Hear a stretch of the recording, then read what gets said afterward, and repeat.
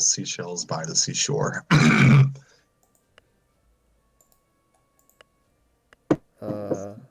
Yep. Yeah, we're live. Yeah, we're live.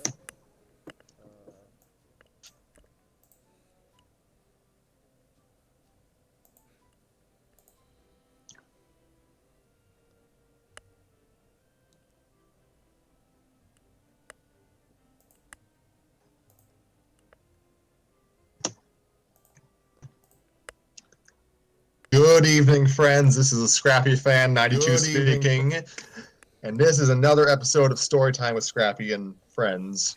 I think you all are my friends. I'd hope so. Scrappy and acquaintances? Damn. Parenthetical question mark. Damn, dude. With us here once again is our recurring camera person, audio person, Harry. It's a stone, Luigi. You didn't make it. Here with us again is Nova, also Nova. B. And returning after a brief absence is Tanner.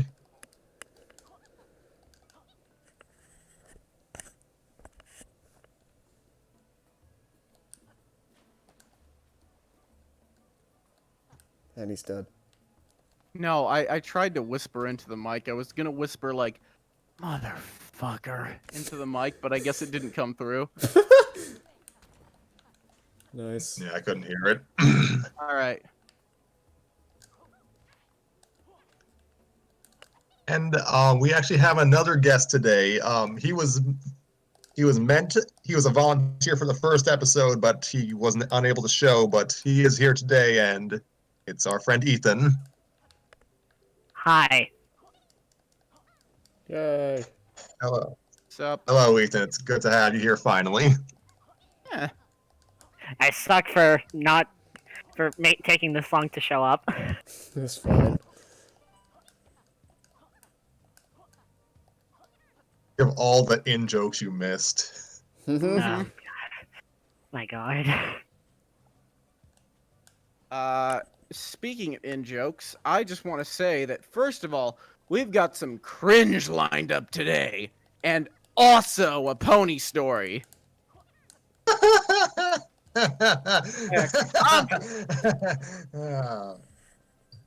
hate you.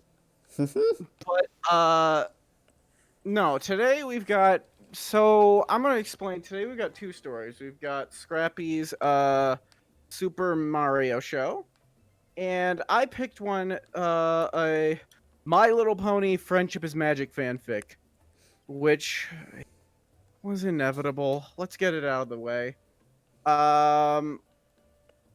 So My Little Pony Friendship is Magic is the fourth generation of the My Little Pony franchise, which was just basically Transformers for girls. Same appeal, same everything. Around the fourth generation, it gained an additional demographic aside from little girls of socially awkward degenerates. And I am one of them!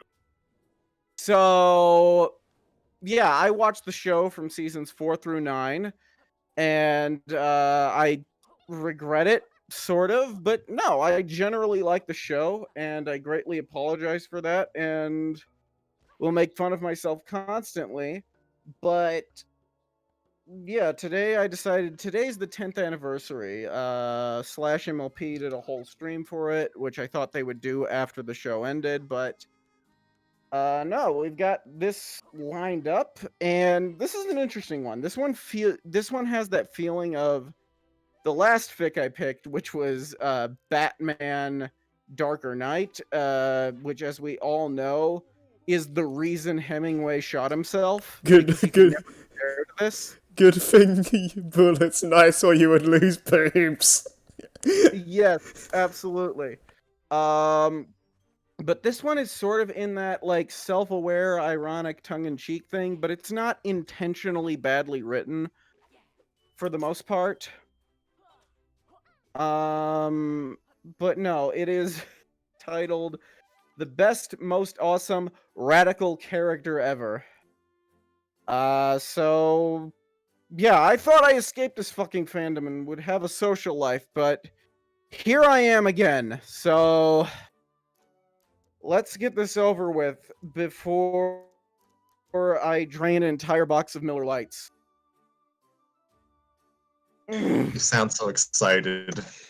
I kind of am. I was the one who picked this, and I'm kind of excited because I genuinely love these characters. They're very fleshed out and well rounded, and they're just fun. I feel like it has the same appeal as idol anime, where it's like, hey, here's a bunch of adorable goofs. Pick which one you want to sell your soul to. You know? I mean that description. Fair I don't enough. like it. Fair. I mean, I can kind of see where you're coming from in a sense, I guess. I should also clarify that I'm slightly drunk. Why am I drunk? Because I'm reading a My Little Pony fanfiction. Sure, you, Tanner, will be back on the wagon afterwards. Yeah. I promised myself this. Okay, to provide some additional clarification, My Little Pony Friendship is Magic is a slice of life comedy series, adventure series, drama Yeah, sometimes series. fantasy during season finales. Yes, so effectively it's about a group of, well, magical unicorns and ponies who live in Ponyville. Hilarity ensues most of the time. Our focus character is Twilight Sparkle, an emissary of the ruling queen of the land.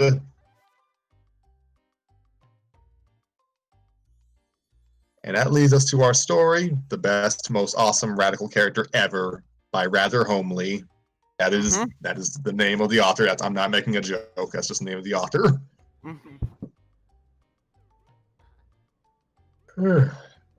This was picked out by Tanner because apparently a friend wrote it.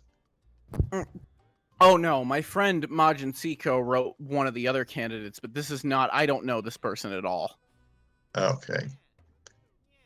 And The it's story written in. was published January 6th, 2012. So And you can tell while that season 2 was ongoing. And you can tell that because the thumbnail is of impact font memes.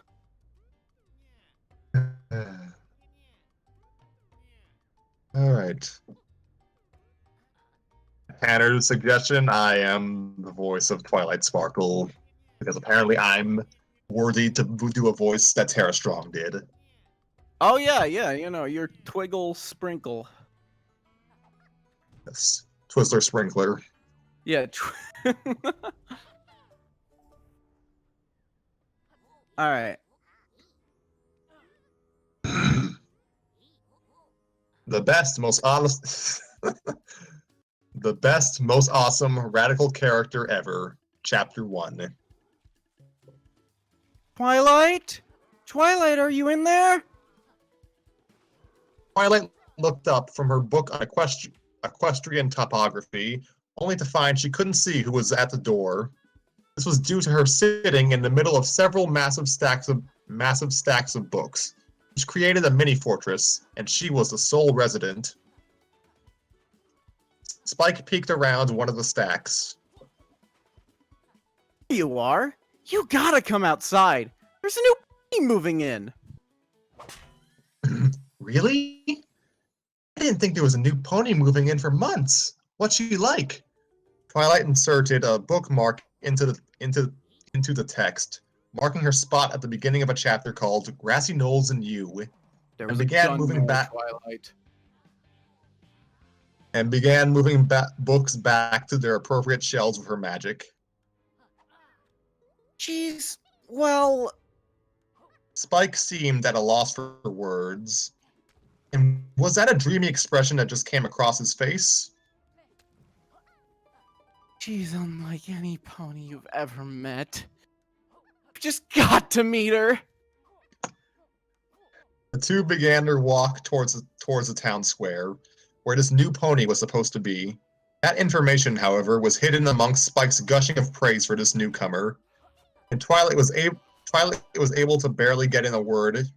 Was barely able to get in a word during their walk. And she's so cool! I saw her balancing some... Okay, Spike, I get it. It sounds like a very interesting pony, to say the least. The town square was bustling with citizens from throughout Ponyville, and a good chunk of them were gathered around something that Twilight couldn't quite see. You'd think they were all watching Nightmare Moon tap dance. So where is this pony? There! Cried out Spike as the crowd parted, allowing the two to see into the circle. Twilight gasped. Princess Celestia! Princess Celestia, what are you doing here?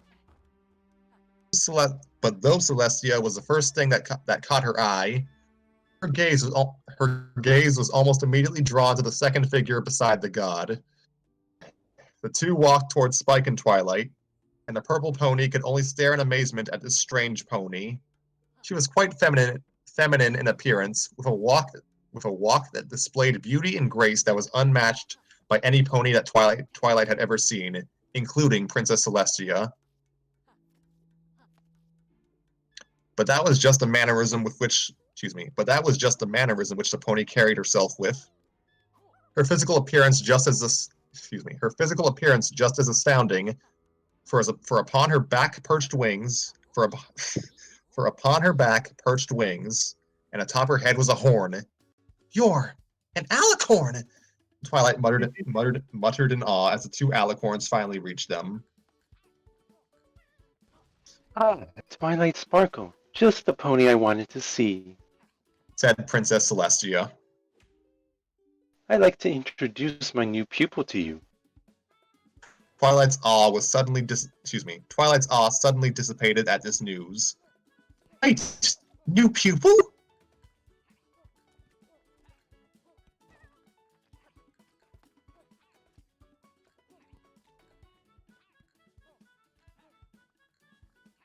Alicorn or... I couldn't hear you, sorry. Was I the alicorn? Is this the special character? Yes. It's, you and Nova had to coin flip for it. Okay. I'll call Tails. Okay, I guess I'll flip Should have a done coin. this beforehand. Only the highest quality of professionalism, Ethan. Fucking... Alright, I'm flipping the coin. It's Tails. Hello, Twilight. Said the alicorn. Her voice was melodic, and just the sound of it was like sweet honey to the ears. The voice was soft, yet confident. Dainty, yet strong. I'm so happy to meet you. My name is Raven Twilight Moon. I'm new in town. I'm so nervous. I hope everyone likes me. Raven. Spike let out a sigh, a dopey smile on his face. What a beautiful name. Celestia was beaming with pride. Raven has shown great potential in magic. Her powers are extraordinary, possibly even surpassing yours, Twilight.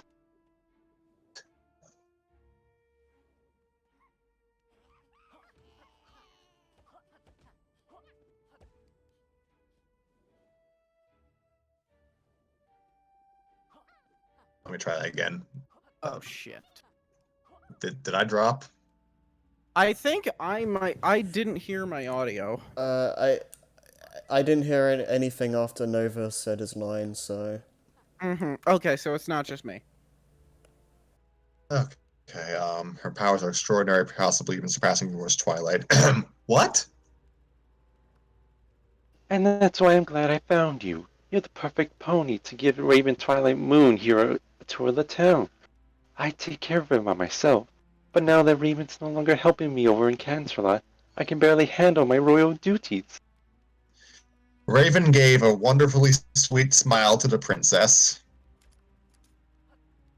I'm sorry that I'm moving out, Princess, but I am not cut out for the life of a royal. It pains my heart to do any of the lying that's part of equestrian politics. Celestia returned a smile. Oh, if only I had a heart as pure and innocent as yours, Raven Twilight Moon. Gak. Alas, even the gods aren't perfect. The royal alicorn climbed into her coach. I'm afraid I must be off. So much to do, so little time to do it. Thanks again, Twilight. And Twilight watched as the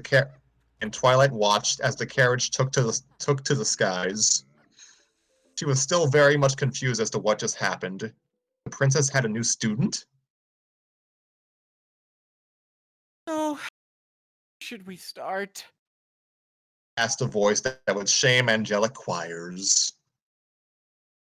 Twilight took a look at Spike. He seemed to be in his own little dream world as he looked at Raven.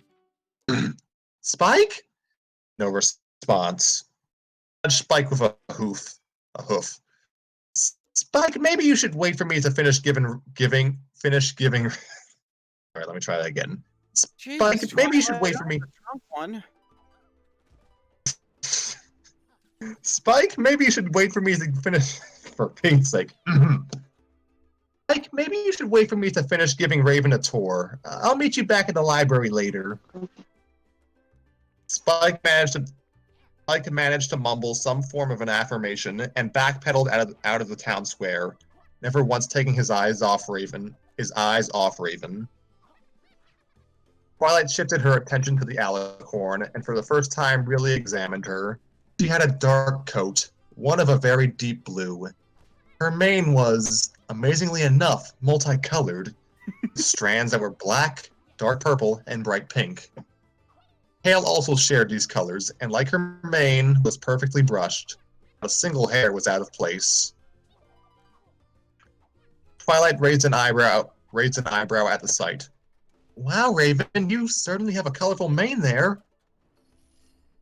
Raven smiled, and Twilight could feel her heart skip a beat as beautiful white teeth, perfectly aligned, greeted her. Thank you for noticing. The doctor said he'd never witnessed a baby being born with a mane like mine. Said that it was a miracle, and decided to not charge any money for the hospital stay. Especially after...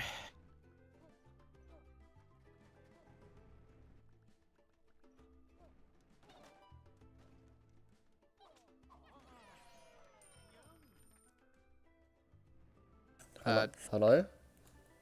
Especially after... The beautiful pony looked away, a pained expression on her face, and with a crystalline tear of pure magnificence falling down her face. My mother died when I was born. Twilight gasped. Oh, that's Oh, that's horrible. I'm so sorry for your loss. Oh, thank you for your kindness, Twilight. Luckily, I still have memories of her. But I thought she died when you were born. Raven again looked away in pain. I have the small talent of a photographic memory. It's a curse I have to live with every day. Curse? Twilight wished she had a memory like that, considering all the books she read.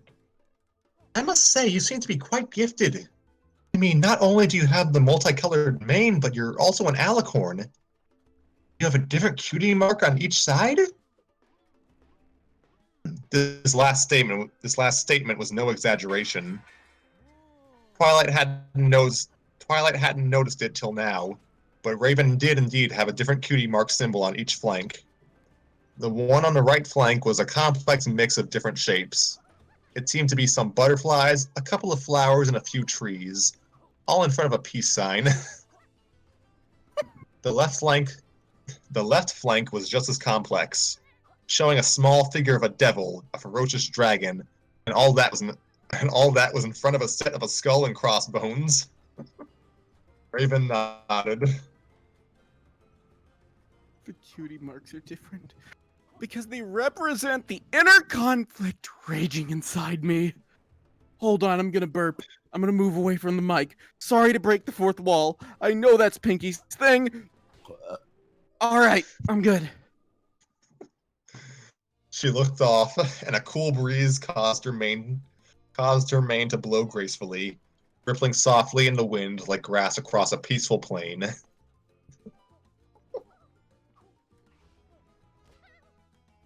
Great power. And this struggle between good and evil is constantly at war. It kind of cut off a bit at the start. Can you reread it? This access to magic has given me great power. And this struggle between good and evil is constantly at work. She closed her eyes, which seemed filled with emotional pain. It's my curse that I have to live with. Twilight was at a loss for words. She'd never thought so much uniqueness could be stuffed into one pony. I'm sure your father is very proud of having such a special daughter. He would be, but Raven's eyes, which had opened for a second, reclosed. he's dead. Oh! I'm so sorry I brought it up. If you don't want to talk about it, we can start the tour. Oh, Twilight, you're so thoughtful. I'm glad I have you as one of my best friends. Wait, what? It's quite tragic. Father. Twilight waited for Raven to continue as she paused dramatically. Was killed by muggers. It happened all in front of my eyes. I was just 3 at the time, so I barely remember it. All I have left of him is my vast inheritance. I thought you had photographic memory. Raven raised her hoof gracefully to her forehead. I'm afraid the horrible trauma of the event has played havoc with my memory. Twilight smiled politely. That's understandable. So, can we start the tour now? Raven looked shocked. I didn't realize you had become so bored with my ramblings. I'm afraid I'm not a very good person at scrolling. I'm afraid I'm not a very entertaining pony. I'm hardly popular. Twilight rolled her eyes. Of course not. Let's just get started. Our first stop is Carousel Boutique, which belongs to a good friend of mine, Rarity. Twilight brought Raven through the front door, with Raven wide-eyed with pristine innocence and beauty. Rarity was at work even as they walked in, stitching together a gown for some fashion line she was designing.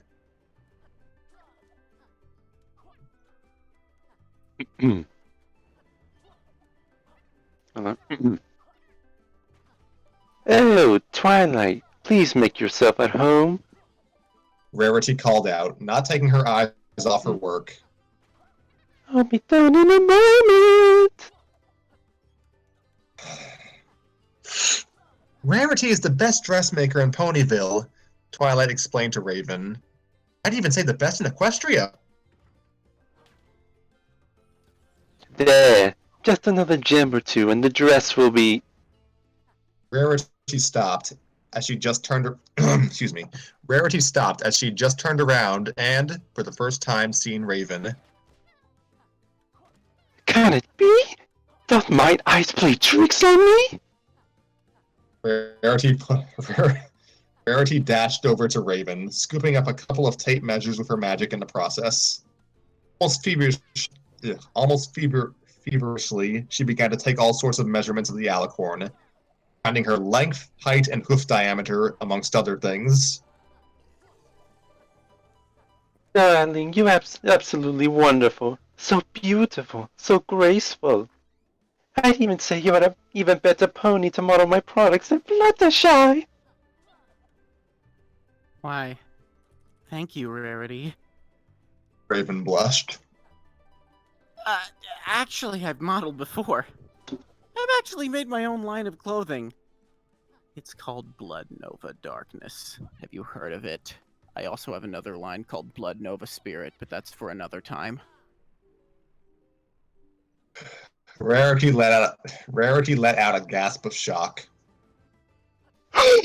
Nova Darkness? You made me a Nova Darkness? So you're...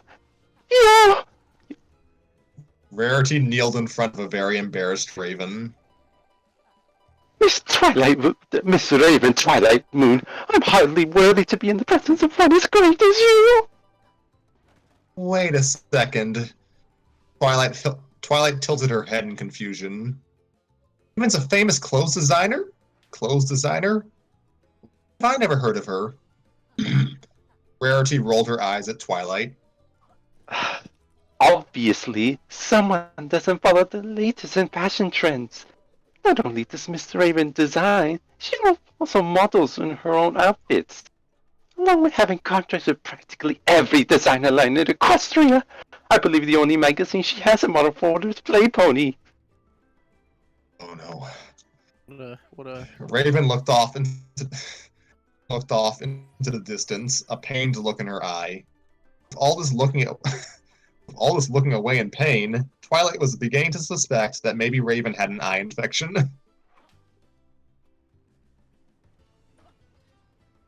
Though I have a great passion for the industry, I refuse to sell my body for such silly things as monetary gain. Oh, please. I don't want to be treated as anything special. Around me like you would around any pony. I don't want to be treated any differently. Rarity shook her head in disbelief. Oh, Raven, you're so modest. But could you please do me the honor of sewing one of your masterpieces? Oh, of course! The dark blue pony gave Rarity a smile that spoke of heaven and its splendor. Moving to a nearby table, Raven grabbed some material that was right next to her in a basket. Rarity? Twilight asked. Isn't that your most prized fabric she's using? Rarity nodded. Yes. Normally I wouldn't allow any pony to touch it, but Raven isn't any pony, now is she? Well, I guess not, Twilight replied. She watched as Raven's hooves and magic worked together like clockwork, sewing with perfect precision that seemed impossible for any pony to achieve. But she did.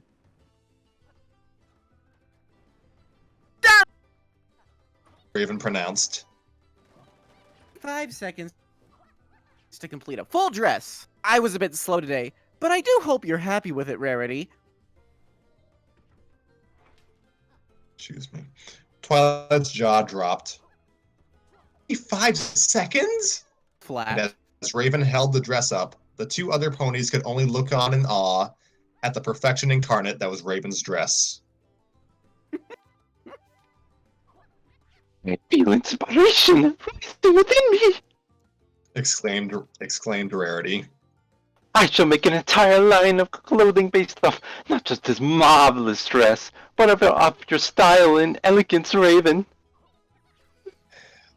The alicorn looked shocked. Oh, wow. I am so glad you like it. I mean, it's hardly one of my best, and I don't really like the attention, but I'd be honored to be the focus of your new clothing line. Raven, the two magic ponies turned to Twilight. I really think we should continue the tour. Could you just wait outside for a second? I need a word with Rarity. There was a short beat. In private.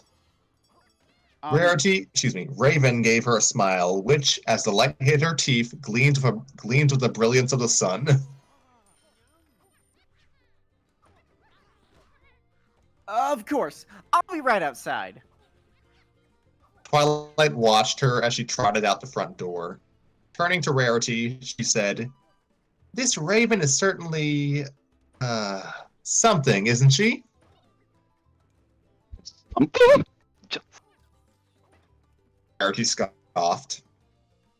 That's hardly a fitting description of her. She's my idol. She's the pony I want to be. This enthusiasm surprised Twilight. She'd never seen her friend so worked up over something. "You've never mentioned her before. Come to think of it, for being so famous and unique, I'm surprised I've never heard of her before." Rarity seemed genuinely confused at this. Of course, I've always admired her. Ever since, well, I first became interested in her work when... She paused to think. Come to think of it, I don't recall when I first noticed work. But when I saw her even, I just knew who she was, and how she has my dying devotion. Okay. Twilight had an odd feeling about this alicorn. It was probably nothing, though. Surely, as she got to know Raven better, the feeling would pass, right? If you don't mind, I do have to use the restroom. I hate to slow down the episode. No, it's fine. I think I need to take a water break. But no, I'm having a good time with this. I can see that. Yeah.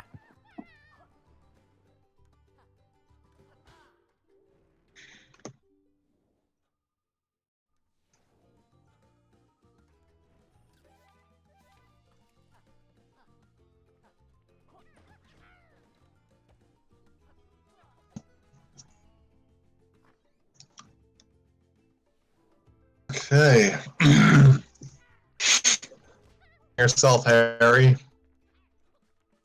Wait, what was that? So, are you enjoying yourself? This is certainly interesting. I I didn't expect that we were gonna do a. Well, I mean, you said earlier, but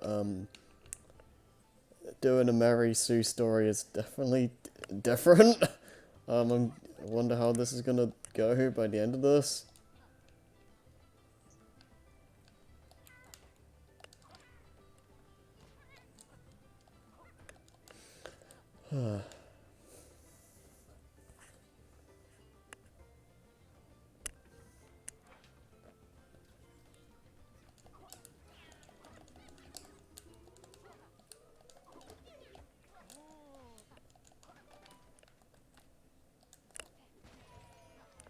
Hooray.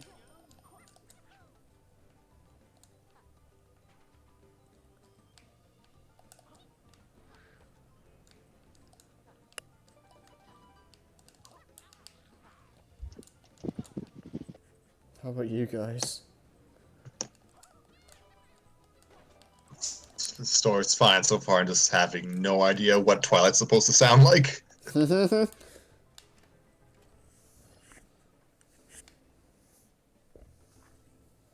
So you've never watched Bonies before then, have you?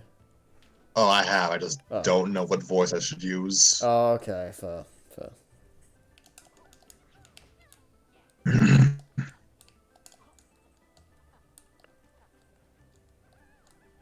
Oh, excuse me.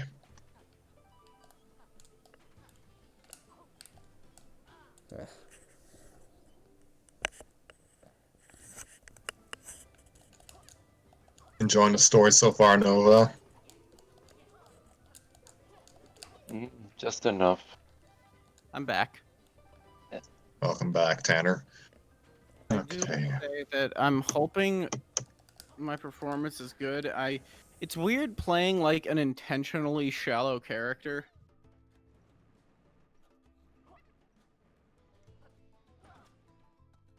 Yeah, it is.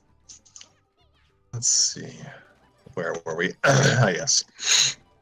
All right, resume story. 3, 2, 1, and go.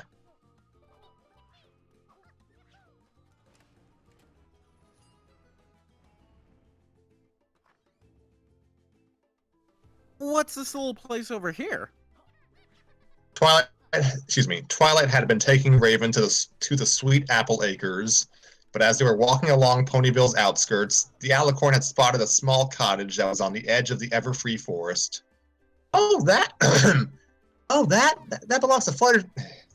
Like, oh, that belongs to Fluttershy. Come on, I'll introduce you. They began walking to the cottage.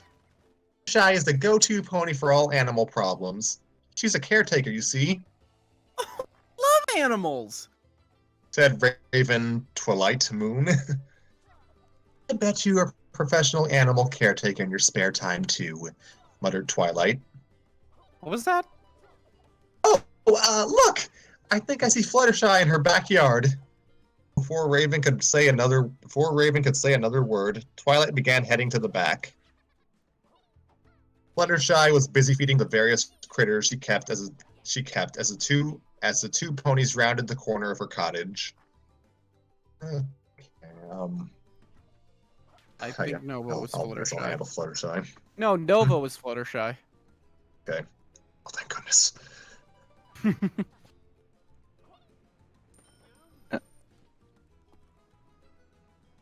SMC for you, Mr. Blue Jay. And I never forget my precious widow peregrine falcon. Now,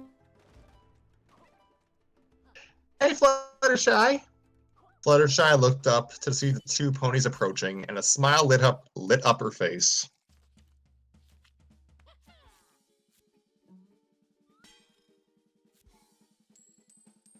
Oh shit. Did I drop again? One of us dropped.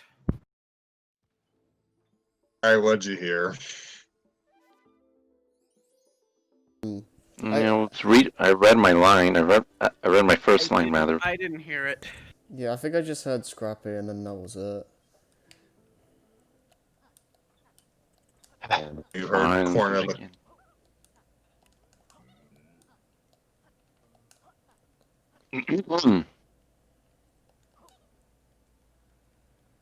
Here's more seed for you, Mr. Blue Jay. And I never forget my precious widow peregrine falcon. Or would I? Hey, Fluttershy! Fluttershy looked up to see the two ponies approaching, and a smile lit up her face. Hi, Twilight. Who's your friend? Twilight was slightly unnerved at how Fluttershy seemed so calm around a pony she'd never met. When she first talked to Fluttershy, the conversation mostly consisted. When she first talked to Fluttershy, the conversation mostly consisted of her talking, and the Pegasus making squeaking noises. Well, aren't you the social butterfly today? This here's Raven. She's new in town. I thought I'd introduce the two of you since we're passing through. As Twilight spoke, all the animals. As Twilight spoke, all the animals moved excitedly over to Raven. Cats were rubbing up against her legs, butterflies were resting on her back, and even Angel seemed to be in a good mood around her. Raven laughed, which sounded like gentle springs running from a mountain brook, as all the animals started playing with her. Twilight's one eyebrow rose as she watched the spectacle. Fluttershy was equally amazed. How are you doing that? She asked in awe. Raven, still laughing with her perfect laugh, managed to say, Well, ever since I was a filly, I've gotten along naturally with animals. In my darkest moments, animals were my only friends. I suppose I just have a natural affinity with them.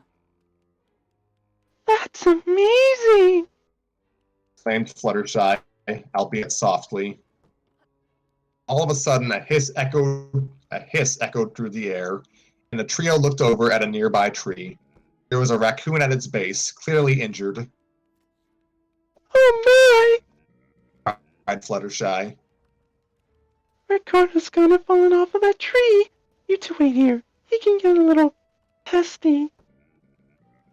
Fluttershy ran over to the hurt raccoon, which was still letting off a hissing noise. Hey, little guy. What's wrong? Here, let me... But as Fluttershy approached, the raccoon swiped at her with its claws, hissing all the louder. The yellow pony let off a little squeak and backed away.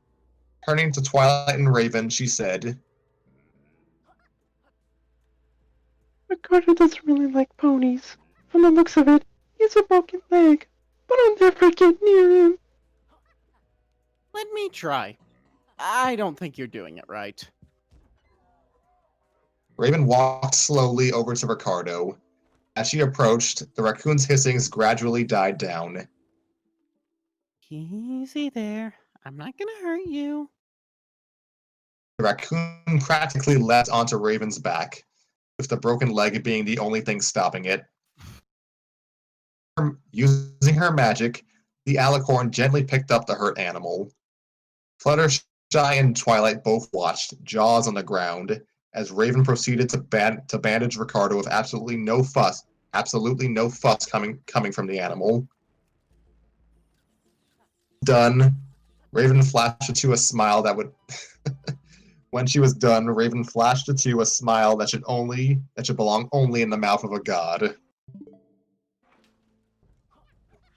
Twilight said, "That was,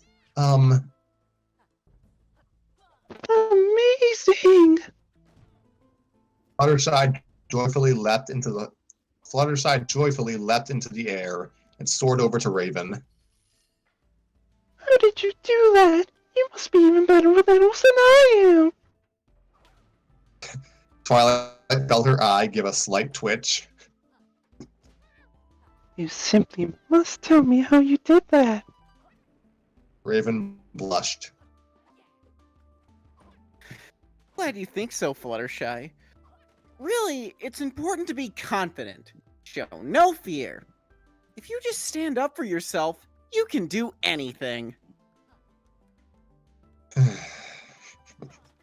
Fluttershy's eyes widened as she suddenly grasped the brilliant meaning of Raven's speech. Confidence? How had she never realized that before? Thanks to Raven's tactfully relayed words, Fluttershy had reached enlightenment. Raven? Twilight chipped in. I don't think life is quite as simple as just being confident. Shut the hell up, Twilight! Roared Fluttershy. You talk to Raven that way and I'll slap you, bitch! Oh my gosh. The unicorn had to pinch herself. A difficult task with boobs.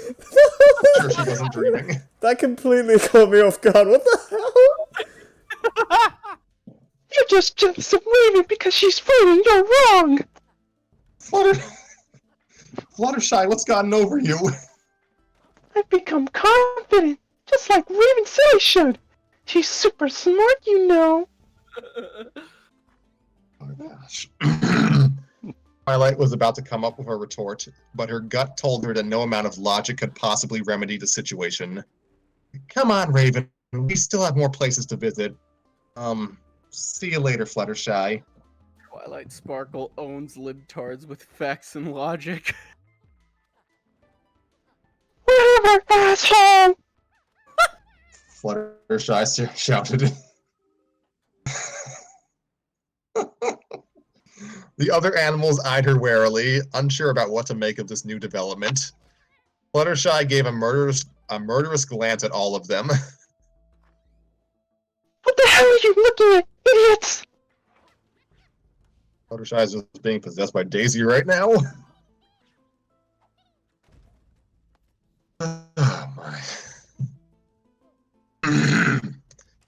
Raven?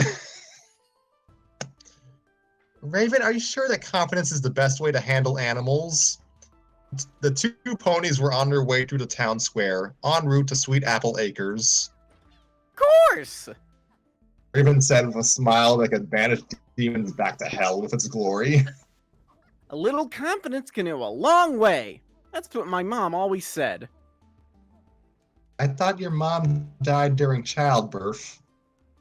Oh, she said that before she died, is what I meant. Twilight was feeling more and more uneasy as the day went on. Raven Twilight Moon seemed practically unreal. She was an alicorn, unusually colored, had weird cutie marks, and on top of all of that, could accomplish any task with incredible grace and beauty. And every pony she talked to seemed a bit off afterwards, like Fluttershy. But perhaps one of the weirdest things of all was that Raven was incredibly polite. She never screamed or fussed or complained. If everything was cut away to leave just her personality, there'd be practically nothing left. She was just boring. Twilight! I bounced over to the two ponies, a smile decorating her face. Of course, one was a smile not on the pink pony's face. I'm so happy to see you. Why? Because I'm always happy to see you. Let's... Pinkie Pie stopped, now paying attention to Raven. Her smile disappeared. Do I know you from somewhere? Raven gave Pinkie Pie a smile that rivaled the sun in its splendor. I'm not sure. I'm a famous rock star. Though. Perhaps you've heard of some of my famous jams? I do vocals and I'm an expert with the guitar. Pinkie Pie gave her chin a puzzling scratch. That's not it. It's not that I've seen you before. It's just... Suddenly, Scootaloo, Apple Bloom, and Sweetie Belle ran up to Raven. I'll be out because I'm out Okay. of dubs. Excuse me, miss.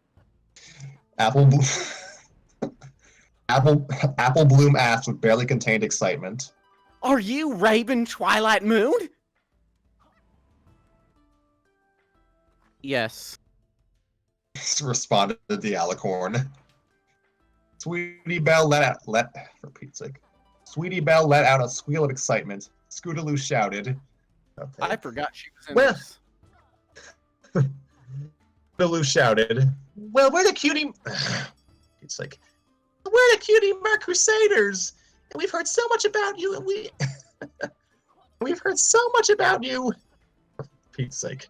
And we've heard so much about you, and we've decided to start the Twilight Moon Fan Club. Yeah, symmetry. All three shouted at once. All right, You've got to Moba, be- do you want to be Sweetie Belle beforehand since you're already Rarity? Why not? You've got to be kidding me, uttered Twilight. Our first meeting! Screeched Sweetie Belle. I guess home the meeting is at the purple on here in Town Square! You be the guest of honor! Raven looked off into the distance, and this time Twilight couldn't help but follow Raven's gaze to figure out why she kept looking off like that. Well, I'm glad. I have such an honor. I really don't like attention, but I'll come all the same. Are you okay? That last sentence was directed towards Pinkie Pie, who was giving her a ferocious gaze that could burn a hole through solid concrete. First, I wasn't sure, Growled Pinkie Pie. but now I know. I know what you are. Oh gosh. Raven flashed a nervous smile, noticeably not as perfect as the previous iterations. I don't know what you're talking about. Hey, did you know I have a part-time job as a party planner? I've done parties all over Equestria. She tried reaching out with her hoof to give Pinkie Pie a friendly pat on the back, but the pink pony leapt back, hissing. I'll get you. Mark my words. and Pinkie ran off in the direction of Sugar Cube Corner. Twilight was more confused now than she had been the past couple of hours combined. For the first time, Raven held an expression of nervousness, but it quickly subsided. She turned back to the Crusaders.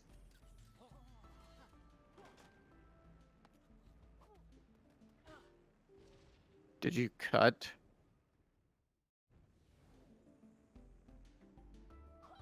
Alright, what did you last hear?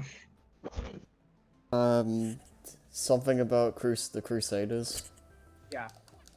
Alright, but it quickly subsided. She turned back to the Crusaders. Yeah.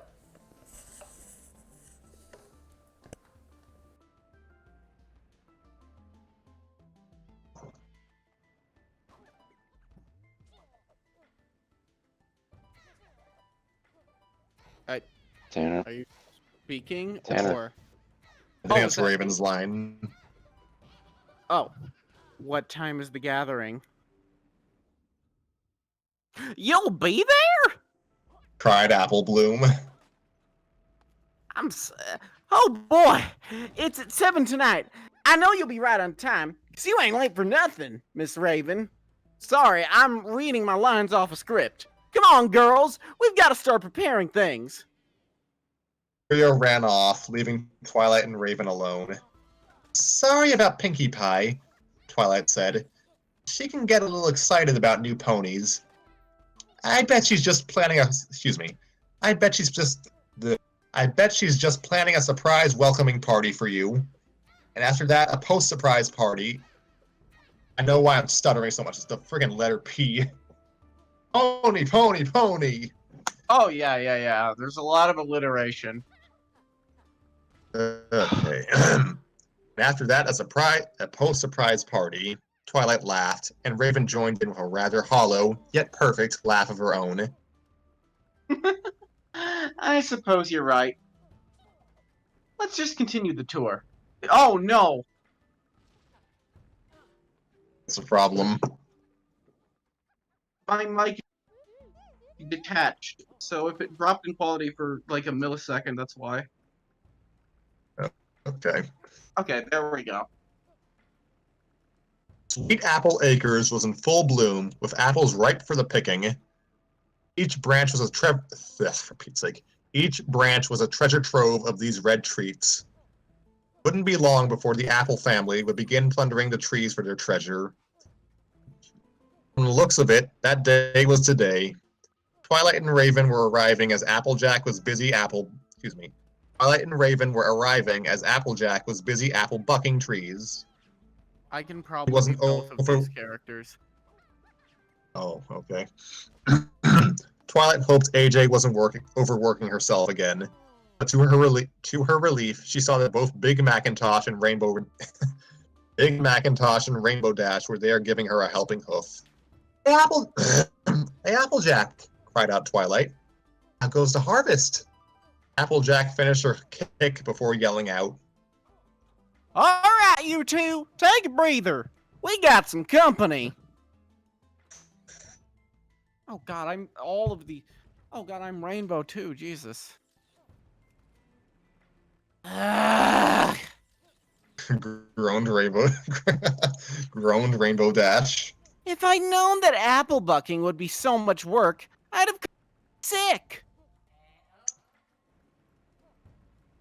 Well, I appreciate you giving us I appreciate all the help you're giving us, Rainbow.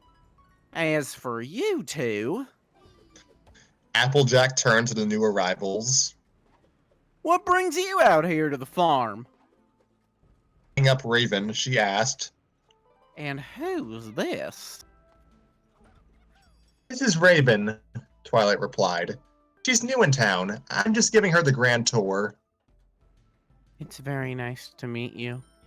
Raven said. Applejack nodded. Likewise. Okay. I will handle Macintosh just All right. so you can rest. Yeah. Big Macintosh walked up to Raven, examining her closely before finally saying, I gotta say, Miss Raven, underneath that purty little figure of yours, I see a right fine apple-bucking pony. That was good. I rarely heard Big Macintosh say more beyond words of confirmation. She'd have been surprised, but at this point, her sense of surprise had been deadened by all the other amazing things about Raven. Gosh. Raven nodded to Big Macintosh, saying, Well, my father owned a highly successful apple farm. As I was growing up, I worked the farm along with the other Earth ponies. Really? asked Applejack with a grin. Come on! That dainty little figure can buck apples? Let's see those hooves there in action!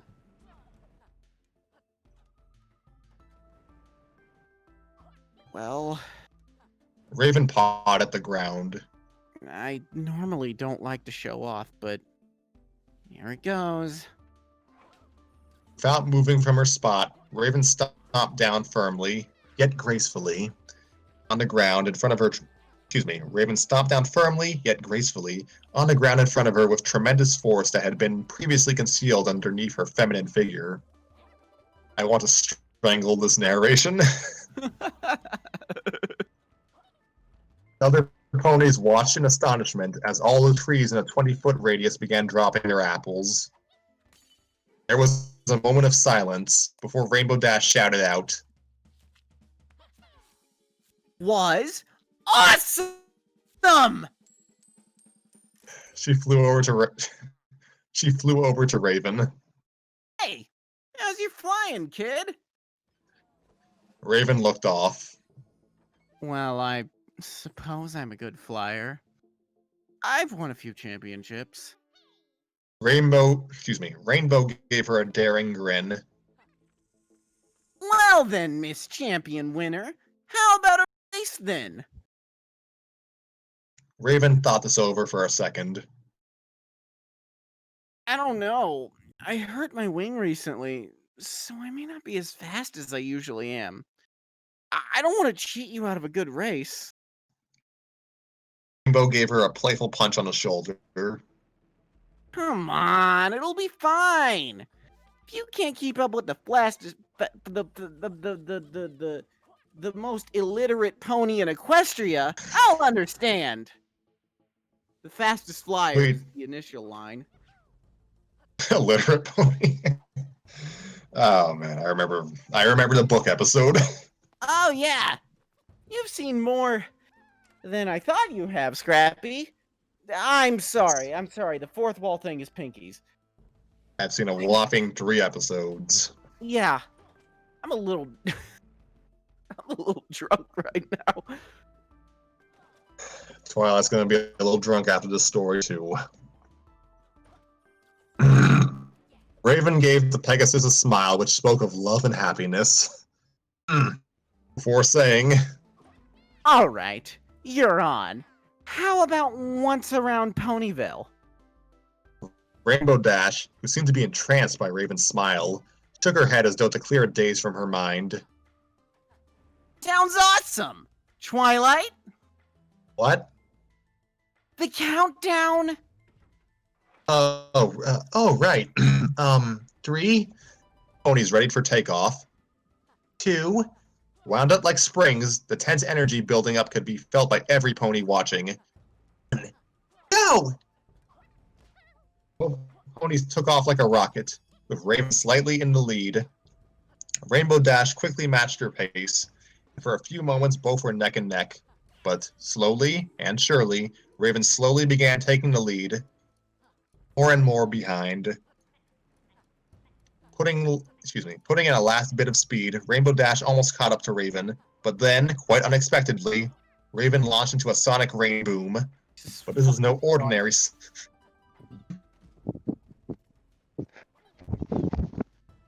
Keep going. But this You're was not no dealing with the. You're not dealing with the average sonic rain boom anymore. But this was no ordinary sonic rain boom. This was one that was colored dark blue, black, crimson red, and bright pink. Oh, it's just every fucking like Pony Mary Sue cliche. By the time Rainbow Dash reached the finish line, Raven was already chatting it up with the other ponies. Pegasus was gasping for breath. Good race. She managed to say.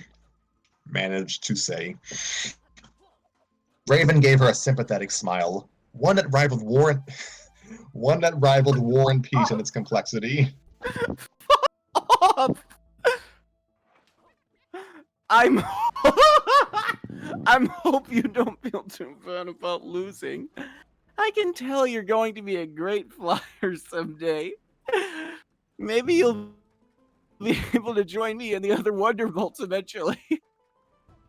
Every pony gave her an incredulous stare. You're part of the Wonderbolts? Questioned Twilight. How do you have time to do? How do you have time to? Oh gosh. I have time to do all this. The question remained ignored as Rainbow Dash went into hysterics, not unlike me. Oh my gosh, oh my gosh, oh my gosh!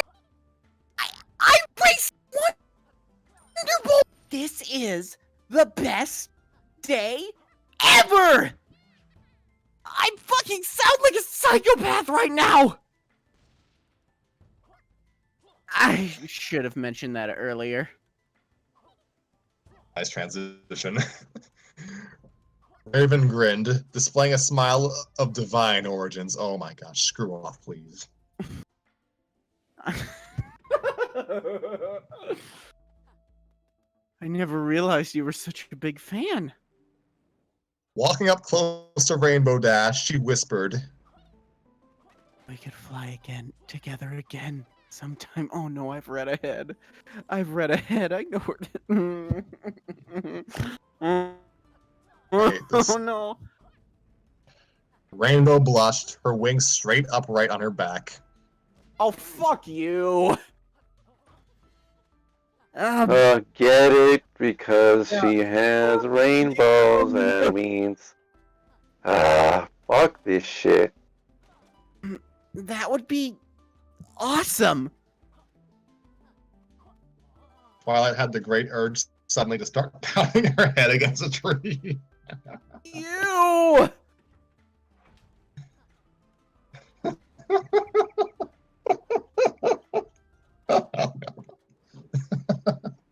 What is I've this read mess? ahead and I've read ahead, but I feel like you guys already know what's gonna happen.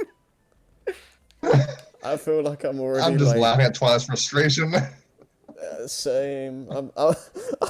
I'm so done with this, dude. Oh, it's clear that the author read like a ton of these. Yeah, These it's fics clearly before deliberate, writing but this? it's like, what? Twilight had the great urge suddenly to start pounding her head against a tree, but instead she forced a smile and said,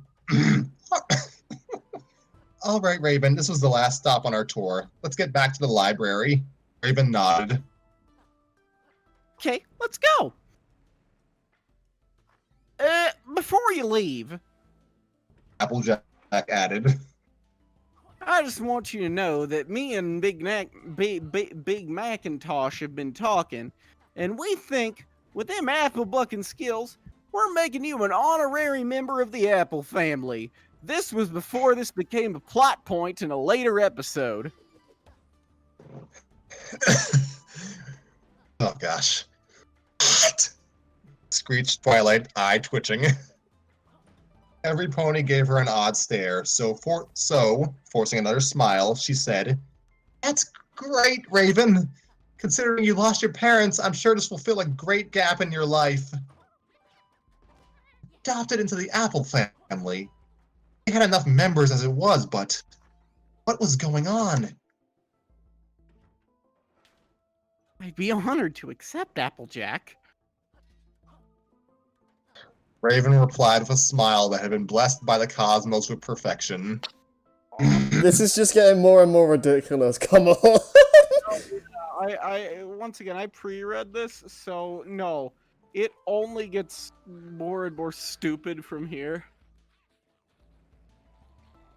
The two magic wielders began to leave when Rainbow Dash whispered to Twilight nervously.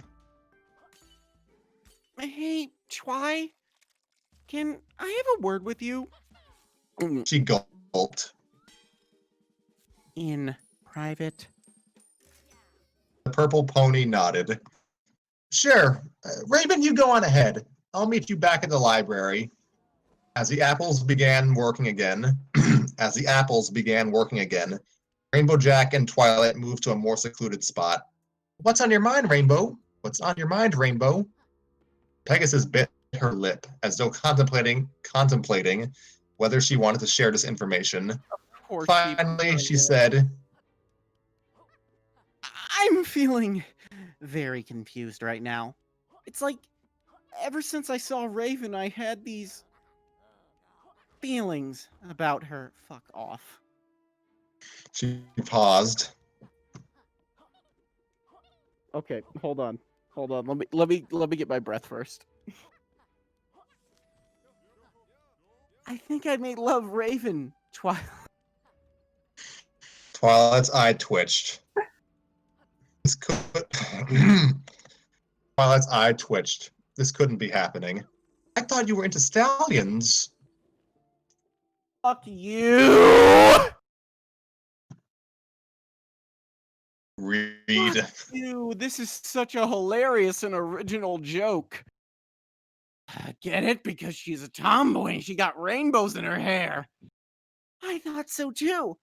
But when I saw her and how fast she flew, I got feelings that I've never... Fuck off. I've never had around a stallion. Raven's just special. Fuck off! You did this to yourself. I did. Fuck off. To be fair, it's like it's intentionally playing the cliche of Rainbow being gay up. And if Rainbow is gay, I don't have a problem with her being gay. And well, I mean, she is. If you've watched the season 9 finale, I am losing my fucking mind right now.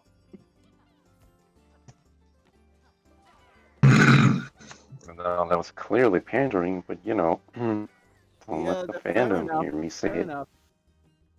There's some That's for SJW now. I nonsense. don't want to haven't- hear it. I haven't actually seen season 9 yet, so I don't know what you're referring to, but You know what? No, I'm gonna save that. All was silent for a moment. It was Twilight who broke it. Rainbow Dash, I need to go. Promise me you'll really think over whether this is what you truly want, okay? You fucking homophobe. I'd never wanted anything else this badly in my life! Join the Wonderbolts!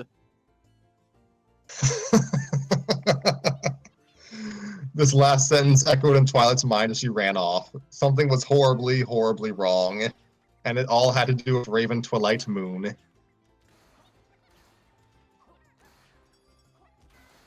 What was wrong?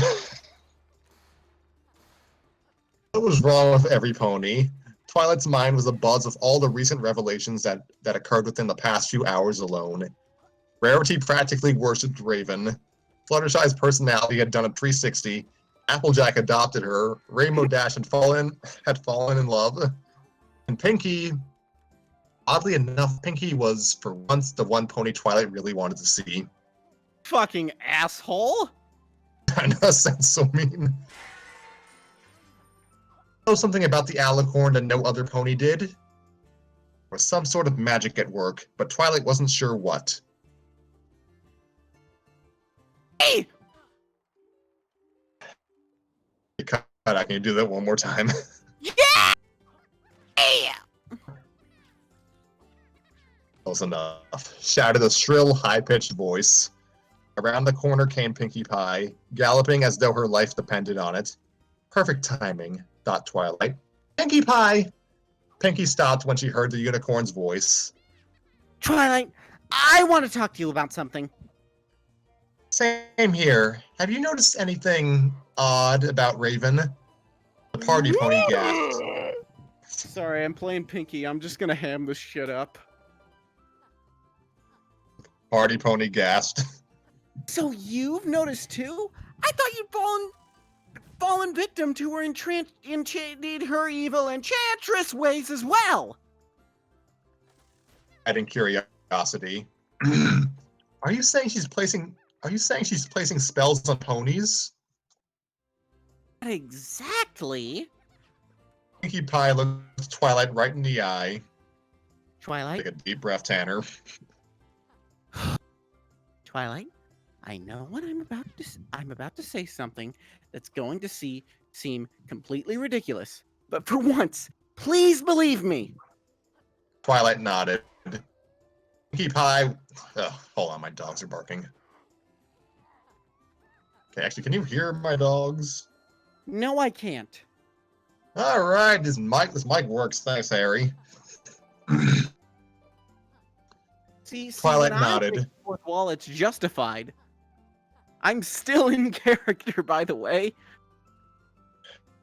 Twilight nodded. Pinkie Pie wasn't exactly a pony one normally took seriously, but this time was different. Goff, why is the narration so insulting? Okie dokie, Loki, then. You better sit back and relax. Because I've got quite an expositional monologue for you. Okay, so, I was walking along the street when I saw you, and that other pony, and I was all like, hi! But then I looked at Raven, and she looked familiar. Thought I'd seen her before, but the whole alicorn, dark mane, weird cutie marks thing, on top of being a rock star, reminded me about something I've read in a book. I originally borrowed from you to keep one of my table sturdy. I'm sorry, I'm kind of drunk right now. I was a bit suspicious, but then the fact that Raven got her own fan club was all the proof I needed. I ran straight home to double check, and from then on I knew for certain Raven was actually a... He paused dramatically. Mare E. Sue! Okay, what's a Mare Isu? Right. Okay.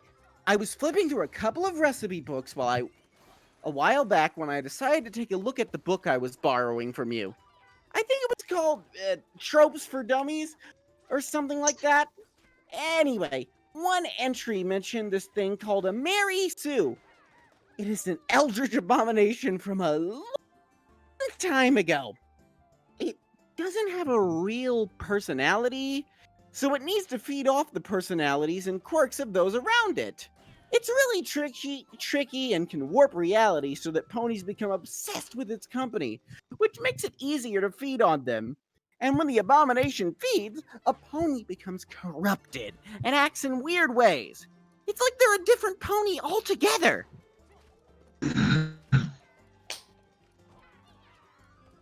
Twilight was about to comment on how stupid that sounded, but when she thought it over, it all made sense.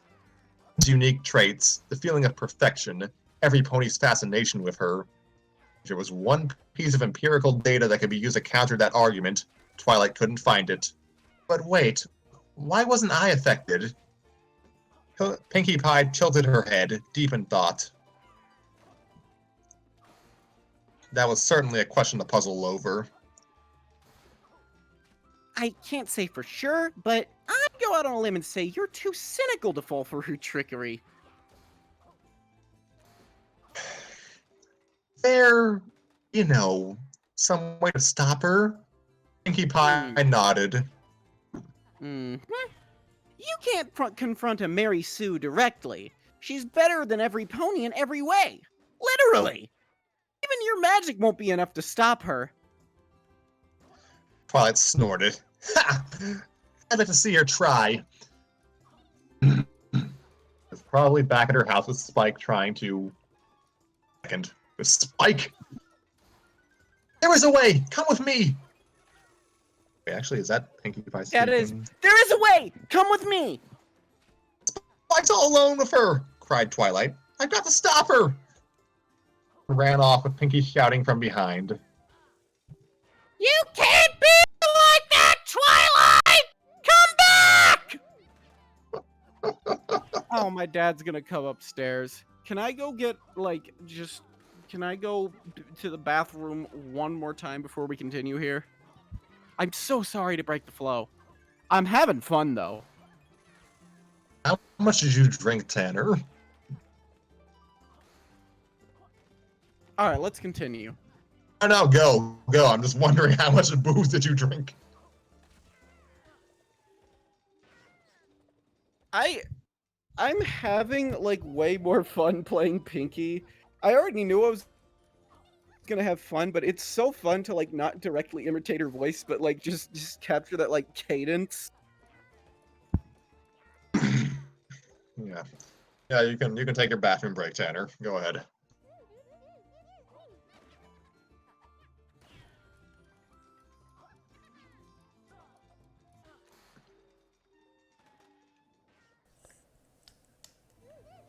I have no words for any of this. What the hell is going on? Well, I know what's going on, but like, why? Yeah, I don't know what I decided to do with my life either. I'm a complete loss for words. I think that's all of us right now. Like, this is not what I was expecting when Tanner suggested a pony story. I mean, it's different, but, oh,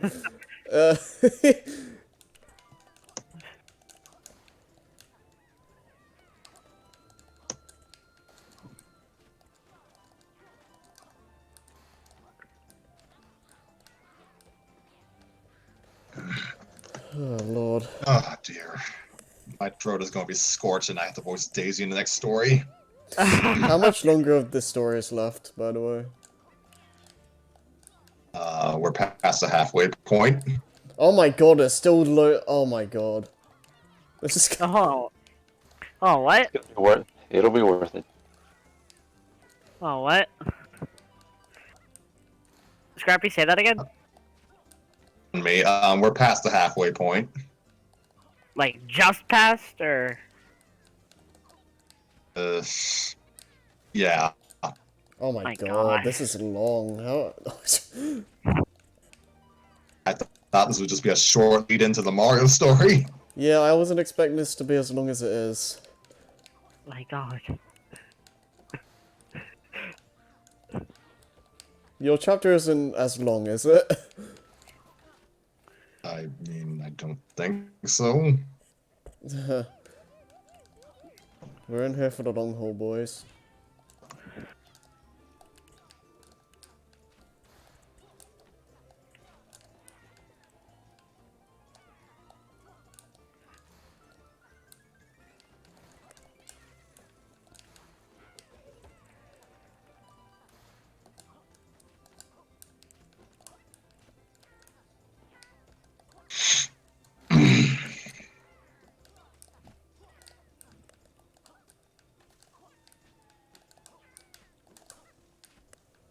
How are you holding up, Nova?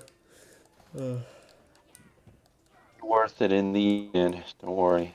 I'll take your word for it.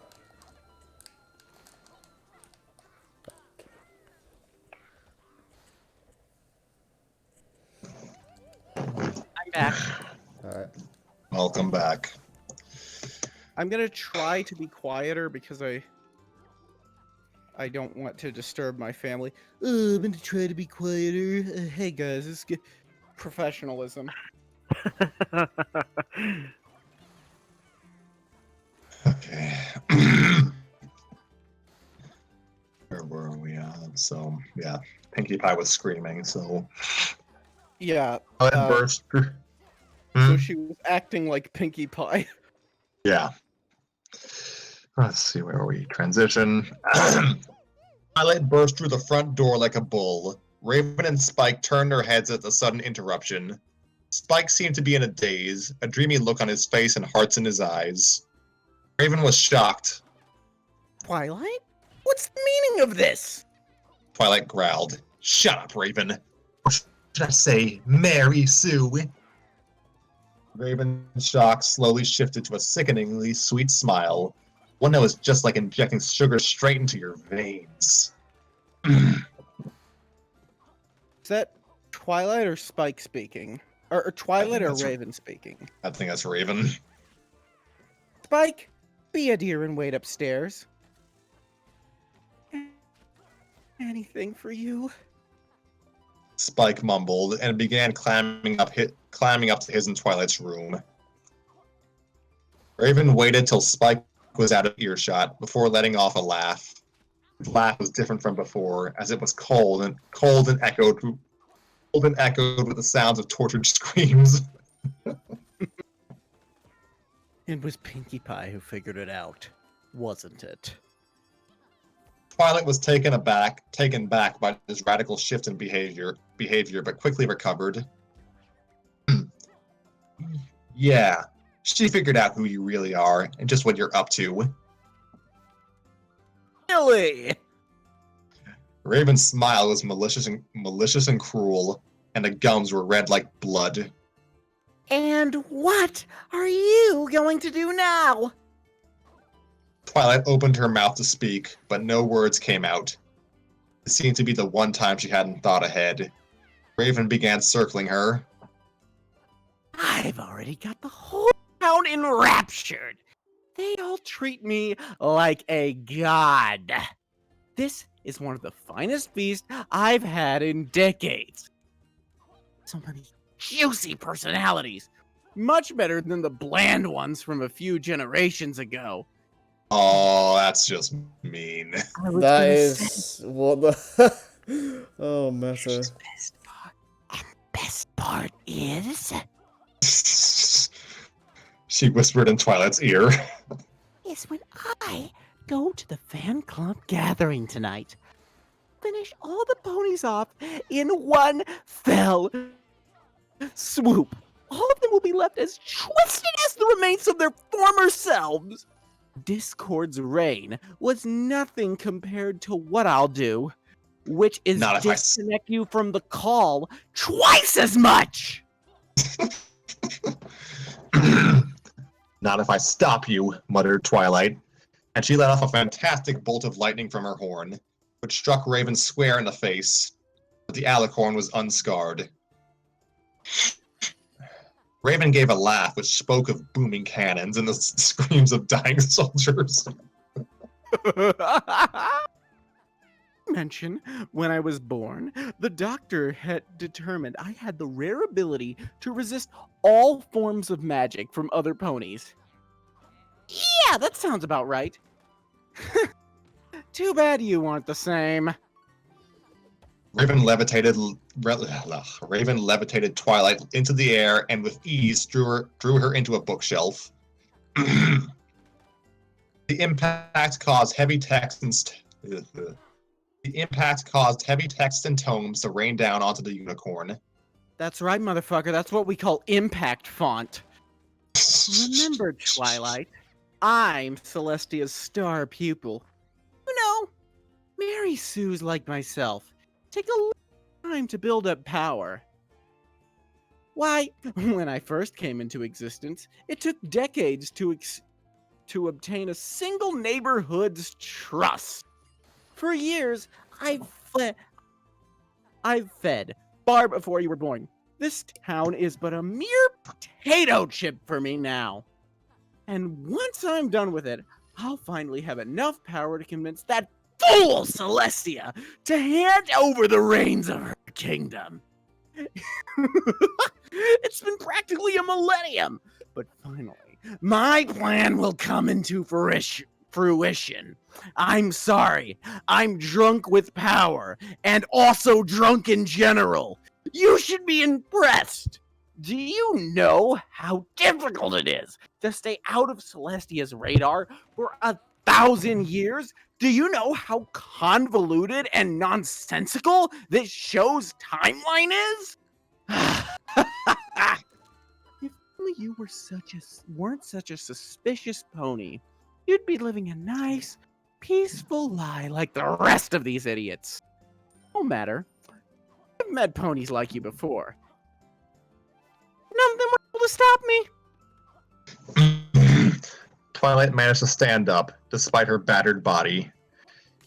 If I can't beat you with magic, then maybe a little brute force will work. She charged, but Raven moved like lightning to the unicorn's side and gracefully tripped her. As Twilight fumbled, falling to the ground, Raven walked daintily over and delivered a kick into Twilight's side that sent her flying into a wall. Dang. Much as I love being evil, I have a gathering to attend. I hear it's in my honor. Honestly, having to suck up to ponies gets awfully droll after 1,000 years. Laughing a laugh that sounded like screeching violins played by the devil's minions, Raven walked out the front door. I want to annoy my family. I'm not doing the laugh. I don't want to annoy my family. Spike came running down the stairs. Seeing Twilight, he ran over to her and kneeling beside her, asked, Happened? I heard some loud bangs. You didn't hurt Raven, did you? Twilight, a crumpled mess, looked at Spike in disbelief. No, I didn't hurt her. Quite the opposite, really. Spike let out a giggle. I should have known. My love is way too strong and talented to be hurt by you. I thought you had a crush on Rary. I did. But then I met He sighed a mushy sigh. Raven. Anyway, gotta go. Can't miss the meeting of the Twilight Moon fan club. He ran out, leaving the unicorn alone, lying on the floor. Jeez, Spike. I That's failed, she whispered. entirely out of character. Spike. That Mary Sue is going to do who knows what to everyone's personalities. And I couldn't do anything to stop her. Curled up, attempting to hide away from the world. Gotta do more Pinky.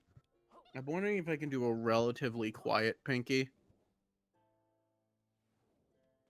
As long as I keep the pitch up. I'm trying to go for just like her delivery since I can't do her voice. Hold on, where are we? Twilight, are you okay? Twilight? Are you okay?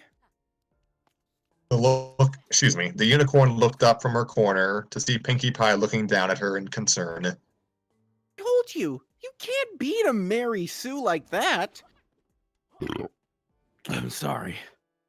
She's fast, strong, and really smart. Excuse me, by the way. I'm a party planner. Let me indulge. Yeah, Twilight sighed. She's perfect. We lose. I know. Pinkie Pie smiled. I know a way to beat her. The unicorn rolled her eyes. You know a way to beat her? Pinkie Pie, you don't know how to beat anything. Like Parasprites? Touché. What's the plan? All right, take my hoof. By the way, this is actually the hoof I use for beating. Sorry. Pinkie Pie, this plan is kind of stupid. Just take it! I'm whispering now. Begrudgingly, Twilight grabbed hold of the pink pony's hoof. A moment passed where nothing happened. Just suddenly, Twilight could feel a tingle run through her body. Even a tingle, just a really weird feeling. Pinky, what's going on?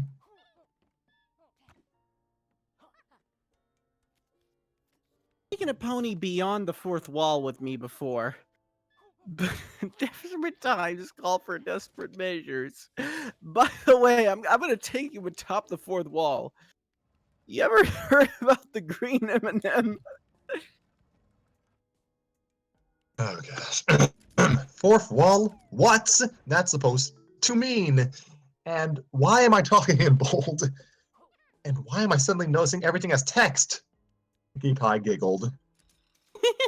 Almost there, William Shatner. Ash, Pinkie Pie, and Twilight disappeared from Equestria. Wait, but I'm, Twilight, still here, aren't I? Well, what's going on? Pinkie Oh, Pie. Christ. This section. Weird, because I'm trying to be quiet. Hey, every pony! Welcome to another episode of Mystery Pinkie Pie Theater 3000! Bramp. Oh my gosh. I told you this shit was gonna get sillier as it went along. What? I really hope this is part of your plan, Pinkie Pie, or else we have some much weirder problems to worry about. Pinkie Oh, Pie. trust me, I have a shitload of problems. You ever read some of the fics starring me? Oh gosh. Don't worry, silly filly. This is all according to plan. I hate. Your plan? Just what is your plan, Pinkie? What is Raven's weakness? That's what I've been trying to tell you before you ran off like that. Mary Sue's are incredibly weak to one. Okay, hold on. To one thing. Criticism. So I went and asked an Oh author my god! to lend me his writing studio so I could do an MST. I can barely hear you, I'm sorry. I asked an author friend of mine to lend me his writing studio so I can do an MST. Criticism? That's it? Yep, they hate it when people make fun of the realities they've designed. That still doesn't that still doesn't explain where we are. Well, I mentioned hating the realities we've designed, so obviously Reset Era. But it's a little difficult to explain. Let's just say it has something to do with dimension hopping and leave it at that. We need to go if we want to be in time for the MST. Hold on. MST? I'd rather not go into exposition now. You can look up MST3K on your own time. All you need to know for now is that in an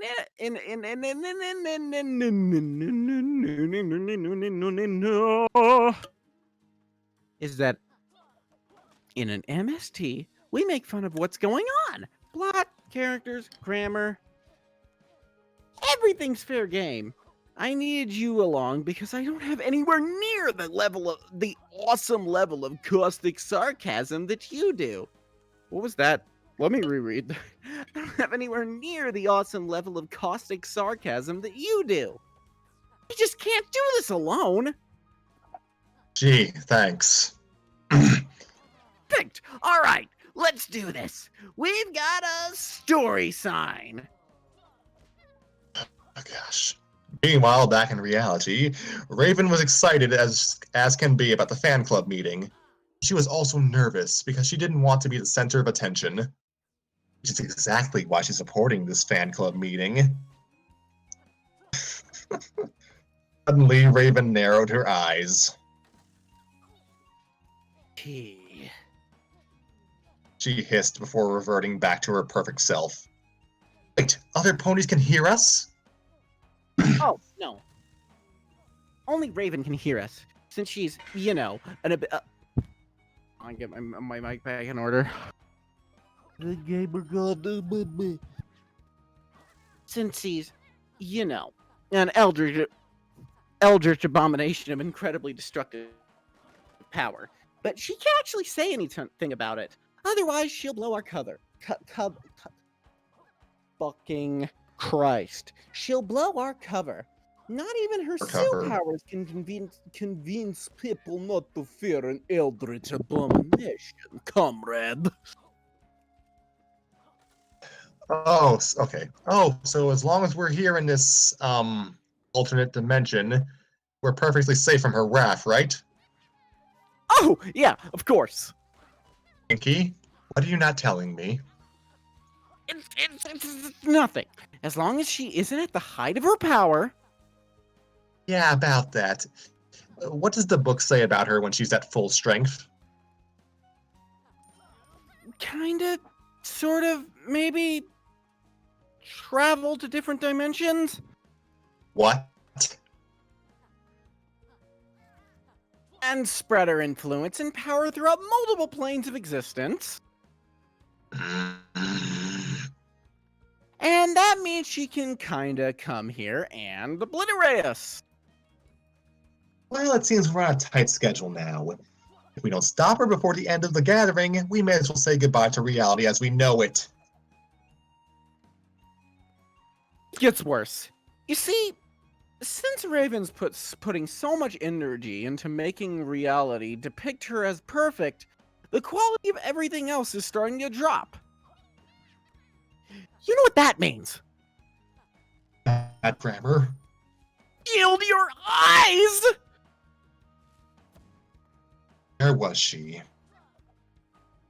In the Twilight Zone? A stupid story. That's the gathering. She'd never want to steal a spotlight away from another pony. Granted, she was extremely special and a little bit unusual, but it wasn't her fault. It was her curse she had to live with, being so talented and attractive. Oh, why can't I just be more like that other pony from down the street? With the...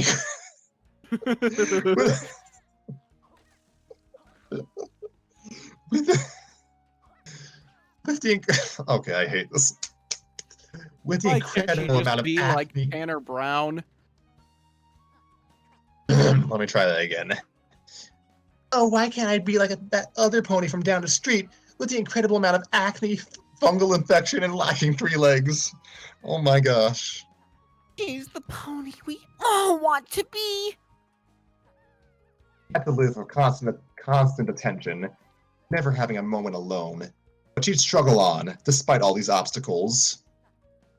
Maybe she'd have more moments of peace and silence if she didn't spend every waking moment talking to herself. Raven Twilight Moon. Oh dear Celestia, is that really how her name's spelled? Walked through the doors to the pavilion and was greeted by an amazing sight. Pony and Ponyville had turned up to the fan club gathering.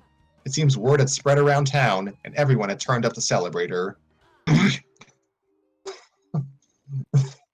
You'd think ponies would have better things to do with their time instead of coming to this meeting, like swimming trash. Your eyes. Can you see Or why? gouge your eyes out. Can you see why I cast you as Twilight for this one? Raven waved. Raven waves, giving all the city folk a friendly smile that was like glorious light pouring down from the heavens. Grab an umbrella! It's raining heavenly lights! Needs to give God a number for a good plumber. Can't have heavenly lights splashing around everywhere. Welcome! Cried the mayor. Who was thinking about how her family, which was being held hostage. Wait, I ruined the grammar there. Was thinking about her family being held hostage, forcing her to do this. Do this stupid event. Welcome, cried the mayor, who was standing up on stage with a mic. Everyone, the guest of honor has arrived! A humongous cheer rose up from the assembled ponies, one of love and adoration. Raven blushed. She hadn't known there was going to be this many ponies. There were buffet tables stacked high with all sorts of treats and goodies. And they were all her favorites. cheeseburgers, French fries, cakes, and more here. Raven grabbed a slice of pizza. I mean, the joke is that the grammar is bad. It's messing me up. Raven grabbed a slice of pizza and began chewing away happily. Really? Fast food? What meat did they make the patties from? Horse meat? Same thing they make. Oh my god. Thing that you make cupcakes with. Come again. If every other pony can't make references to that story, then I can too. God, fuck off. It's the best kind of 2012 story. I hate that I understand all of these. I got that. I got the cupcakes reference. I'm gonna fucking throw this microphone out the window. The window. Save the stuff getting chucked out of windows for next story. Rarity walked up and asked. Can I have some? Two of them laughed as Rarity grabbed another slice of pizza. Comedy. Tanner laughed. Wait, why are we laughing? They. Raven said.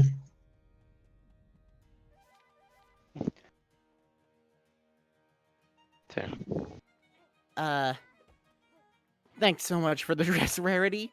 It's so kawaii. Oh, great. Raven's apparently fake Japanese. Rarity giggled and said. Super kawaii. And so's Rarity. Impressive considering the Japan doesn't exist in Equestria. Can I just say the Japan? But your dress is even more awesome. Wait, but your dress is even more awesome. I was just talking to some designer guy and he agreed to feature that dress you made for me earlier in every magazine in Equestria. Oh, that was Rarity continuing, my bad. Your dress is even more awesome. I was just talking to some designer guy, and he'd agreed to feature that dress you made for me earlier in every magazine in Equestria. Raven said, Oh? turned away. Rarity said, What's wrong, Raven? I thought you'd be happy. I thought you'd be happy. Don't ask me. Did you think she was going to be happy? Oh, wait, that was... I get it. That's a grammar joke. It's just... There was a pained look in her eye, and a single teardrop hit the ground. The rest missed. I didn't know the pavilion's floor had been removed.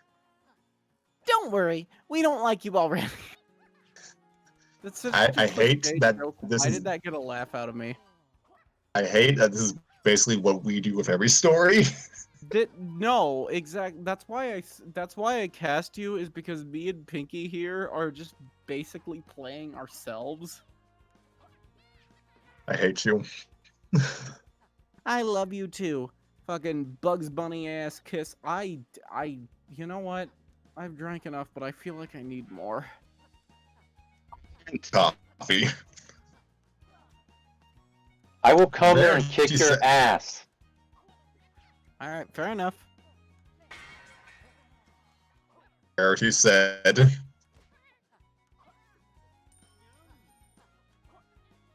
Wait. Rarity said, and Twilight interjects, if I hear that one of these characters said something one more time, I will freak out. Oh, don't worry, Raven. You're already my best friend in the whole world. It doesn't matter what any other pony thinks. What about us? Because we think you're stupid. Alright. You okay, Tanner? Yeah, I'm fine. Raven said. Thanks, Rarity. You've always been a good friend. No problemo. said Rarity as she walked away. Fluttershy walked up next. Hey, Raven. She murmured.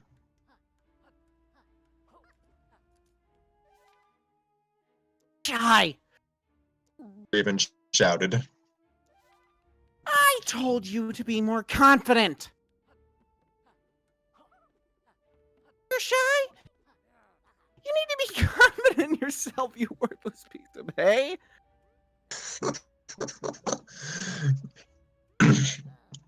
My throat's done after this. Get out of my sight, maggot, and remember to think positively. I'm sorry. Fluttershy said. I just don't want to be too mean to you, Raven. You were the nicest pony ever.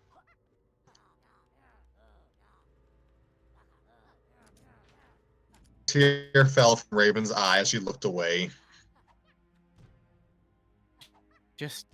I'm just too. It's my curse. Sorry for shouting at that last part. I just stubbed my toe. I'm trying so hard to be quiet. Oh, you poor dear. Shy.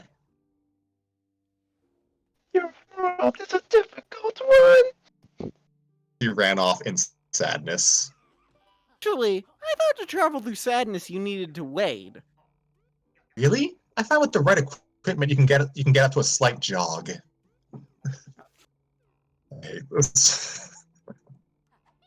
Applejack was walking by and was confused by the fuss.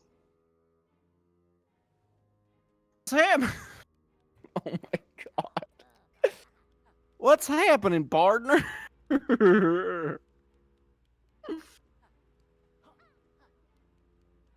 Hey, sis. Raven said with a smile that was similar to shooting stars on a dark night. What do you think for that? 30 meter? 30. Just I point 30. don't know gun terminology. Point 30. Just point 30. Thank you. I use a .30 caliber for shooting stars. I prefer shooting stars in the day. Much easier to avoid tripping over things. Also, did you just imply that guns exist in this universe?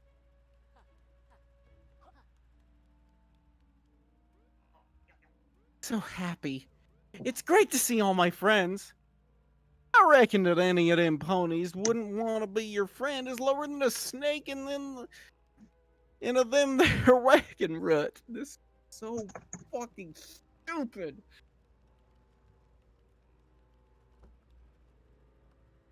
Let's see. By all that is pony. Is that supposed to be a southern accent? Looks more like a cat walked over a keyboard. Raven laughed, which was like birds singing sweet songs of joy. I wouldn't say that. It's okay if people don't like me. It's a free country, and that's why I believe in democracy. Not that I'm trying to force my beliefs on you, commie.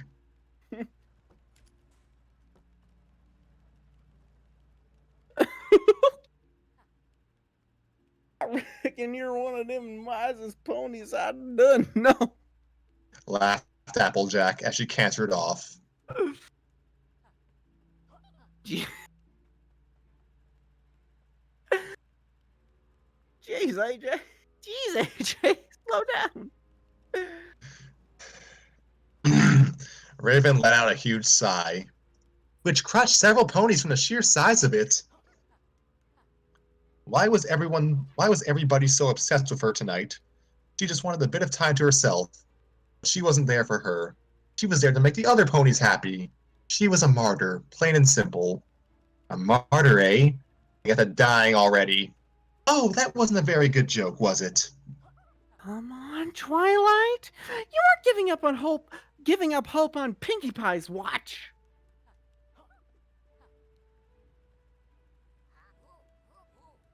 How do we even know we're doing any damage? He hasn't shown a single sign of being hurt by our insults. We're already nearing the end of the gathering. All we do is keep trying. She's bound to crack eventually. Hope I hope so. When I got up this morning, I didn't think I'd be trying to slay a demon with insults. Okay. She's coming. Let me rephrase that. Rainbow Dash is arriving. All of you behave yourselves. Most people do that inside of her. Behave, everyone here. She saw Rainbow Dash walking by, looking awfully nervous, as though avoiding her. This worried Raven. Raven went to check on her. Rainbow Dash blushed furiously at Raven when she walked up to her. Be careful. A blush that furious could kill a pony. Raven asked if something was wrong. Rainbow Dash replied that she didn't want to talk about it. Raven insisted. Rainbow Dash said okay. Where are the quotation marks? Though, glad to see only a finely crafted argument could sway your opinion. They cantered to a back room where they both sat down on a comfy couch, close together. Raven said, Hold on, I'm sorry, I need to take a breath. Rainbow, you've been acting weird since I came to this town. What's up? Oh! Dash shouted. Always tell me what's going on, Raven. You're so kawaii, so... I have to be honest and tell you that I love you.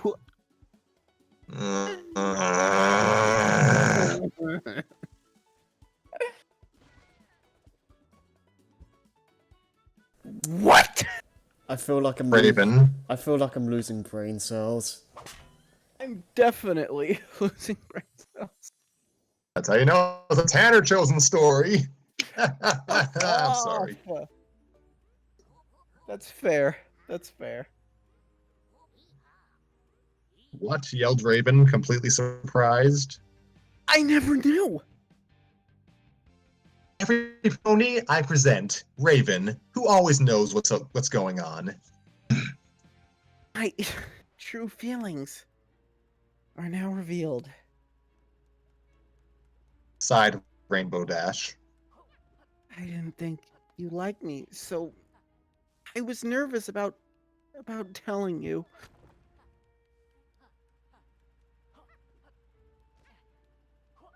Hold on a second. I need to catch my breath from all this cantering I've been doing. Raven giggled. At Rainbow's petty mortal emotions. Silly Philly, I like you. In fact, I love you too. I'm gonna. Okay, you know what? You said I can't throw my bike out the window. Can I jump? Can I fucking jump? You can have a nice day, and you're stuck with us till the end of this. Oh, I'm already waking up my parents. I can't afford any more of this.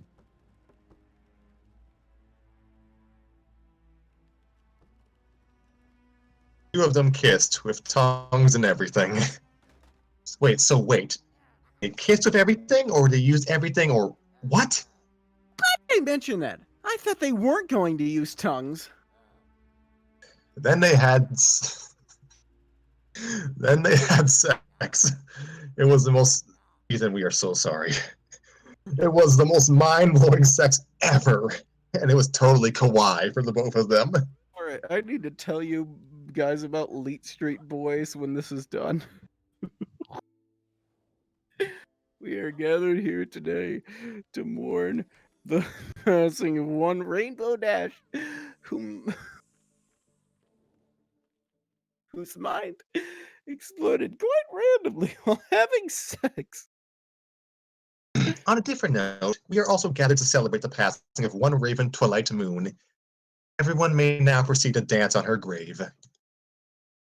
When they were done, Raven was happy, but she knew that she needed to make a speech in front of all those ponies outside. Sure, she was sure she was a professional at public speeches. She was still nervous about the attention. Luckily, Raven was also a trained psychologist, so she could confront her nervousness problems, and an expert economist, so she could afford giving herself psychological treatment. Forget being an expert craftsman, so she could make the couch on she'd lie on while she had those psychological sessions with herself. Suddenly, Raven snapped at No Pony. A blasted MST! Shut up! Sorry, I'm whispering! Dash was concerned. You alright? Raven smiled at her, which was like a spoonful of honey being force-fed down a pony's throat. I'm totally okay. So she headed out to do the speech. I think we're getting to her just a little bit more. Well, she better crack soon. Speech is the final part of the gathering. Everybody was gathered and listening excitedly for the most... Everybody was gathered and listening excitedly for the most awesome speech ever. Air was all giddy as she announced into the mic that Ravem, Twilight Moon, would be doing the speech. Didn't the crowd already know that she was doing the speech? Just like she did Rainbow. Quiet, you. Raven stepped up to the mic, totally hyped. As she spoke, the entire audience was in complete awe at her beautiful singing voice. Raven said,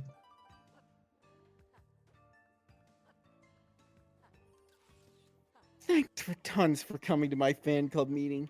It's an honor to be honored like this. also I'd like to thank you, thankful people. And bless you, blessed people.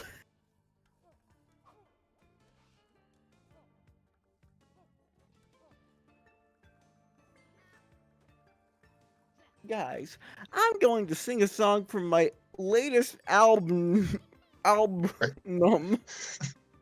Raven started singing, and this is why I brought earplugs. Oh gosh.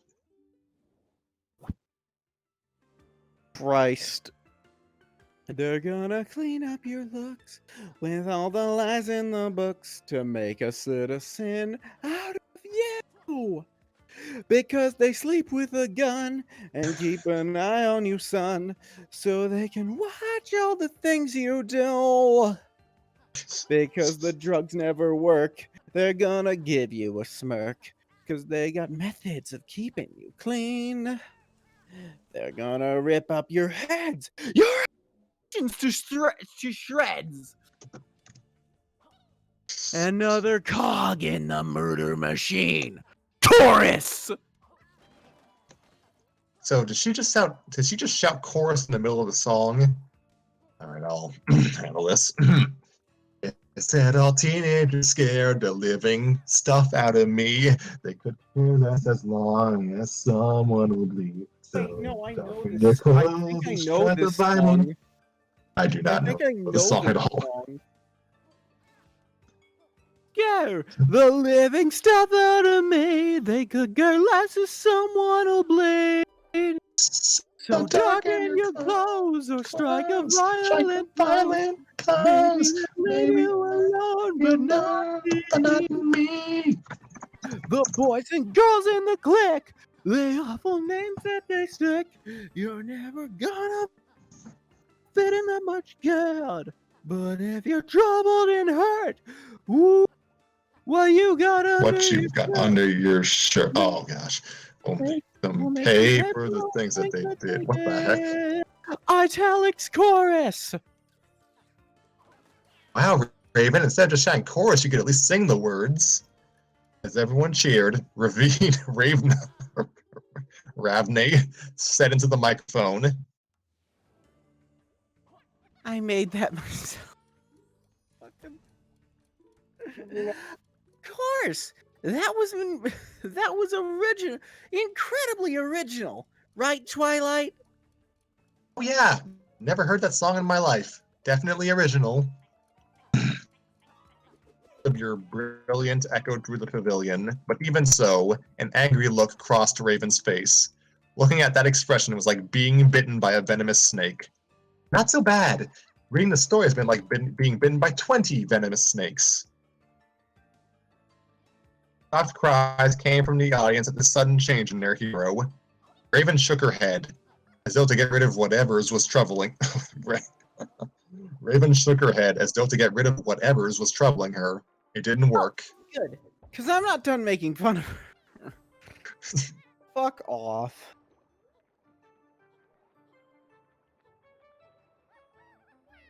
You pass! Raven hissed, to nobody in particular. Me, perfect! Easily, that's how. Excuse me. Easily, that's how. She flinched as though someone yelled a scathing remark.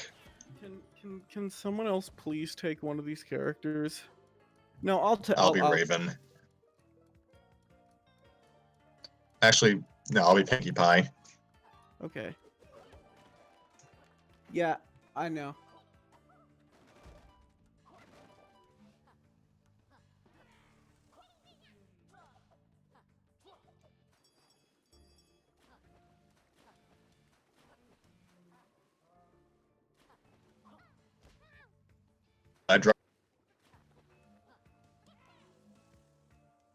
Hello? Hi. I had to take care of something real quick. High level professionalism. Okay, so, Alright,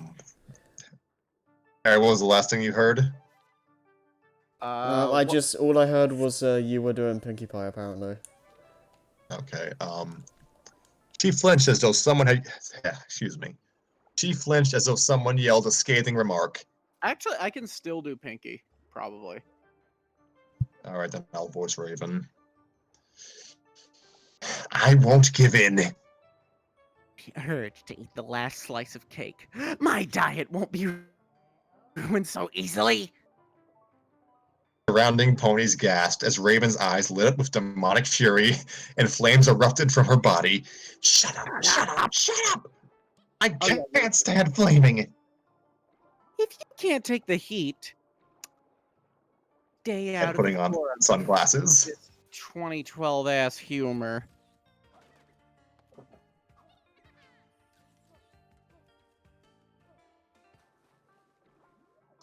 I think it cut out. I think I spoke over you, sorry, so can you try again? Stay out of the forums, sunglasses. Fuck this 2012 ass humor. No, embrace this 2012 ass humor. Fair enough. Slowly, cracks began spreading across Raven's body with a dark light shining through. Skin cracking open because of eldritch energy being released from your body? Moisturize that dry skin with L'Oreal. Because I'm worth it. Raven let out a shriek. How can this be? I'm perfect in every way. How can you make fun of me? Final cry of anger. Black light from within her body burst out, tearing her apart, shredding her into pieces. Oh my gosh. All that had gathered to celebrate Raven were practically All that had gathered to celebrate Raven were practically blinded. You're tearing me But as the light- apart. Lisa. But as the light faded and every pony opened their eyes, all that was left of Raven Twilight Moon, aka Mare Isu, was a scorch mark on the stage where she'd been standing. Pinkie Pie, we did it! We actually did it! Need to celebrate. Oh, how about party? But first, back to Equestria. Twilight and Pinkie Pie seemed to appear out of thin air, but no pony had really taken notice of this odd event. Rather, they were all blinking their eyes in confusion, as though just waking up from a deep sleep. As they surveyed the crowd, Pinkie gave a squeal of delight.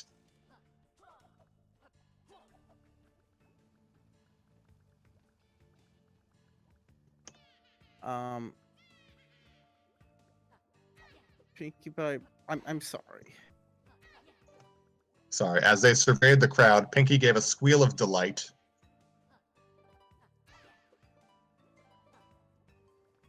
I'm sorry. I'm trying to find where we are. It's towards the end. As they surveyed the crowd, Pinky gave a squeal of delight. Yay! Now that wicked Sue is gone, everyone's gonna turn back to normal. Evil is safe. Not to mention a crowd, the world, Sugar Cube Corner. Twilight gave a sigh of relief. I'm just glad that it's all over with. But as she spoke those words, a suave, cool voice came from the front door. All three ponies turned. Wait, who was the third pony in this scenario? I have no idea. Three ponies turned, and at the entrance stood a male alicorn. He wore black, with a multicolored mane that was constantly changing colors. He wore a sweatshirt that was jet black, and he had 5 cutie marks. I'm Echo. Oh, okay. Pinkie Pie let out a hiss. Mayor T. Stew. She whispered. Twilight hoof-palmed. Not again. End story. So Yeah, that no, was a I- thing. I have no words for this. That was a thing that killed my brain. Yeah, I knew the song Nova. I caught on midway through. Also, I just want to say this. That chapter was longer than any of the chapters of Until We Make Our Ascent. Yeah, I'm sorry. I thought, oh, it's a one shot. I didn't plan for this, It's but I had fine. fun. It was definitely different, I'll give you that much. I mean, I was entertained for the most part. Yeah, some of the humor is a little dated, but for the most part, I found that pretty funny. And like, making fun of the Mary Sue isn't exactly the most original joke you can do. No. But for the most part, it was serviceable in what it did. Yeah. So I'm very sorry that took as long. We should just skip straight to the Mario one, put like brief thoughts. I'm so sorry. It's okay. I do think we... How long is your chapter, Scrappy? I mean, what is the word length of chapter 6? It's shorter than chapter 5. I'll say that. Okay. So do you think I we don't- can work it in for tonight? And if not, I am also available tomorrow. I feel... Well, I mean, considering we had Ethan in today, I feel like it's only fair to do it now. Yeah, I feel like it's a bit unfair if we stopped now. Everyone wants to provide their thoughts real quick. I thought it was really funny, if a bit dated. Some jokes don't land, but for the most part, yeah. It was something, alright.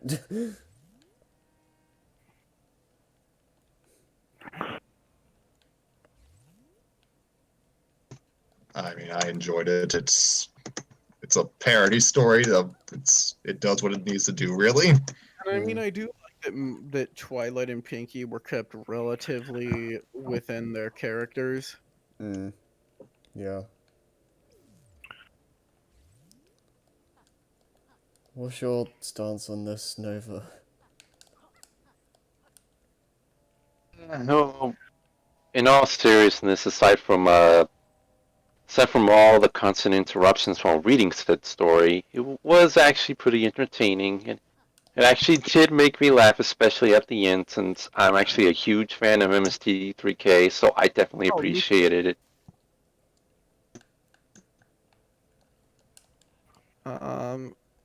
And yes, I will try to take less bathroom breaks. I'm ready for the next one. I'm ready. Yeah, so am I. Yeah. That was really fun. That was, yeah. Also, Scrappy, quick question.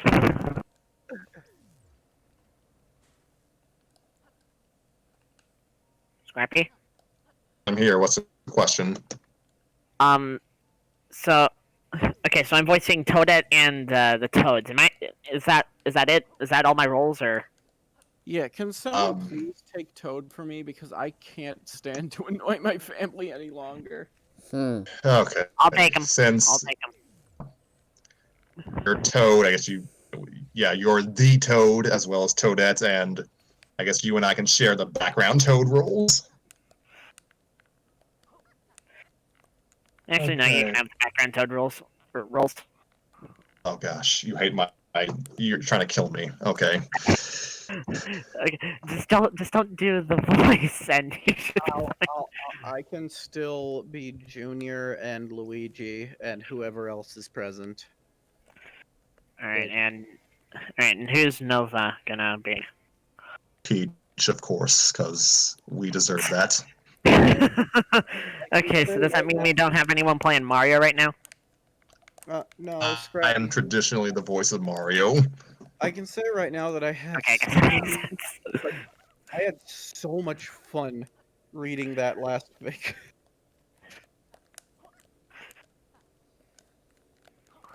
And honestly, I think some of my best performances probably just came from that. It was pretty enjoyable. Would like us to not comment too much on characters' sexual orientations in the middle of a reading. It's throws people off. Yeah, Oh, wait. I'm sorry. Wait, who's Toadsworth? Who's gonna play Toadsworth? That's usually Tanner. I'm not sure if he wants to do it today. I can do that. All right. Okay, then. All right. To provide you just a quick rundown, Ethan, the Super Mario Show is a story I began writing in 2009. My God. So, yeah. That was an eternity ago. Yes, it was. New Super Mario Brothers Wii hadn't released yet. Oh my God! Damn. Holy crap, dude. I'm glad that everyone I'm glad that everyone liked my impact font joke. Yeah, that was the best joke I've ever heard from you. I feel bad that the story we just read was so crazy that this is going to feel kind of mundane by comparison.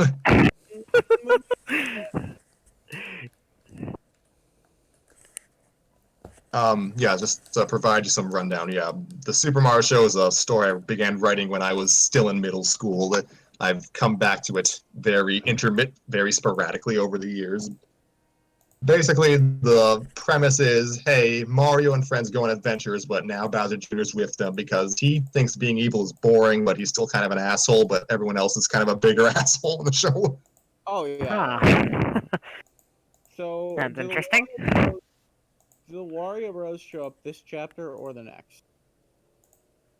Had this been properly written, had this not become another two-parter, it would have been this chapter, but they'll be saved for the next one.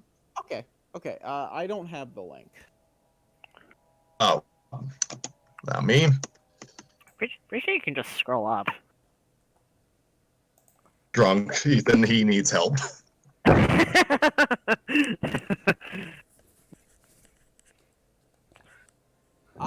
That was way too much fun. I got it. And I believe it's fitting that you were meant to be in the first episode, Ethan, because that was the story we read in the first episode. This.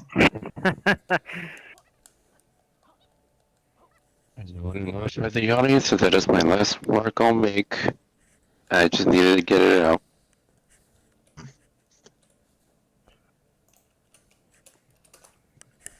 All right, so yes, I think we're all acclimated now. So, Yeah, we're all ready.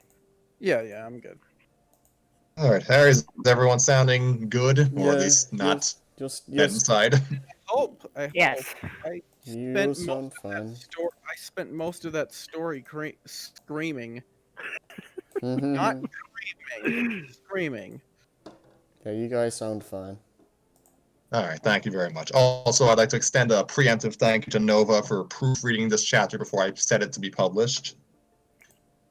And also, yes, Tanner is technically a co-writer of this chapter because he's the one who suggested that the Warrior Brothers appear in the next chapter. That's great. That's great. So, here we are. Alright. Super Mario Show. Sorry. The Super Mario Show, Episode 5, The Road to Colorado, Part 1. Within Peach's castle, a metallic squeaking sound echoed throughout the halls. In the guest bathrooms, Mario, underneath the sink, was meticulously turning a wrench around the sink's pipe, with Luigi serving as a sort of lookout akin to a spotting partner at a gym. Peach stood to Luigi's left, observing Mario's handiwork as well. Hey, just a little more tightly, bro. Luigi instructed. Wait, that's it. He proclaimed as Mario gave one last turn to the pipe and removed himself from underneath. Mario wiped some sweat from his brow and retrieved his hat from the towel rack. That should be the right adjustment, Princess. Your water won't bother you anymore. Mario proclaimed happily. Peach breathed a sigh of relief and smiled. Oh, thank you so much, Mario. I'm always so happy to have you around when there's a problem. Oh, it wasn't nothing, Princess. Mario replied, scratching the back of his head at the monarch's praise.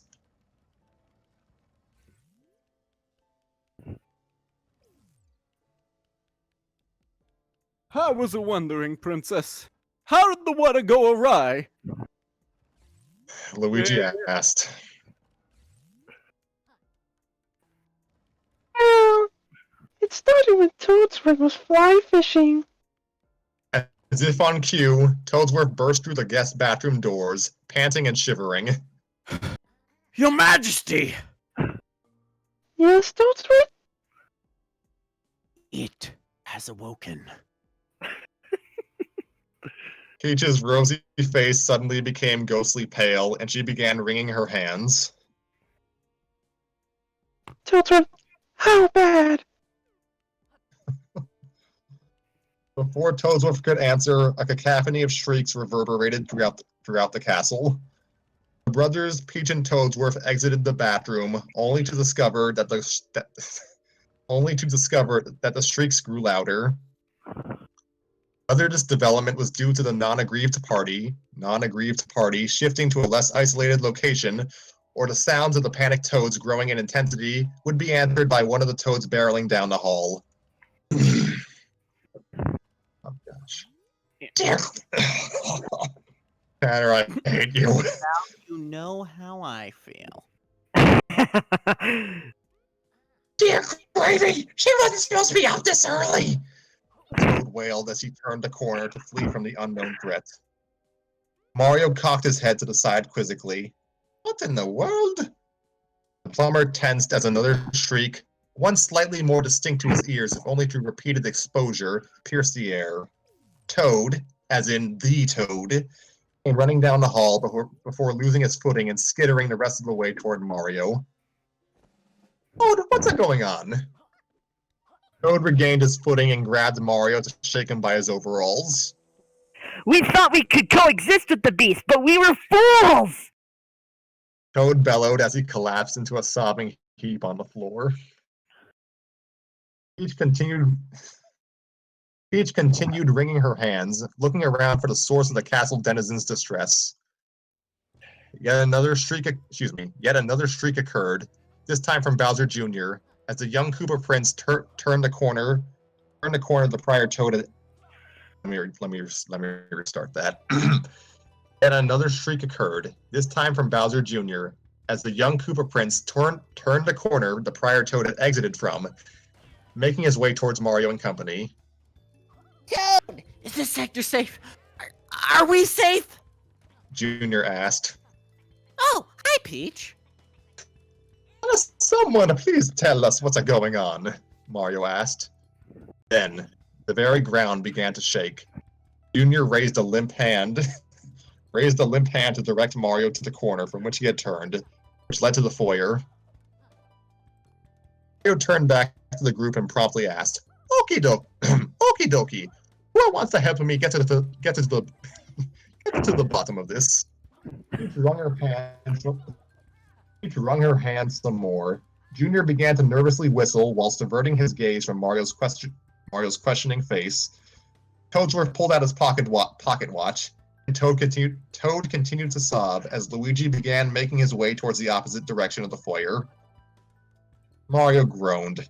"No, if we all hold hands, will you feel better?" "Yes." The others answered emphatically. Mario made his way down the hall, forming a hand-holding chain link in the order of Luigi, Peach, Toadsworth, Toad, and Junior. Mario poked his head out into the foyer and found... Excuse me. Just give me one more to get a drink.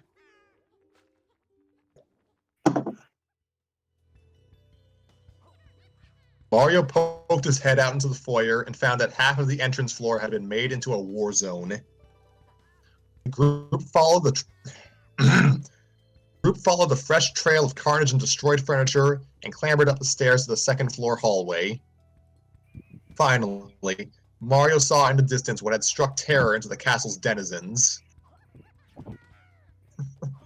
He, appearing more rattled and frenzy-eyed than usual, was lumbering her way through the hall, leaving a path of broken vases and screaming fungi in her wake.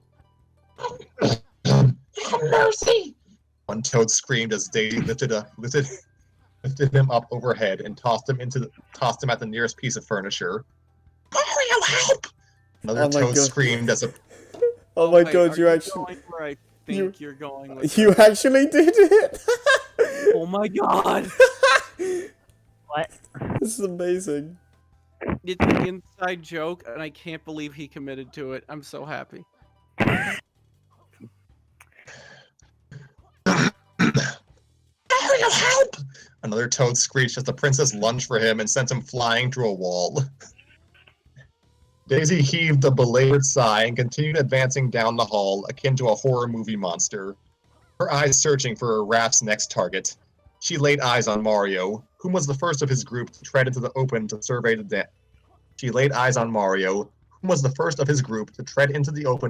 damage.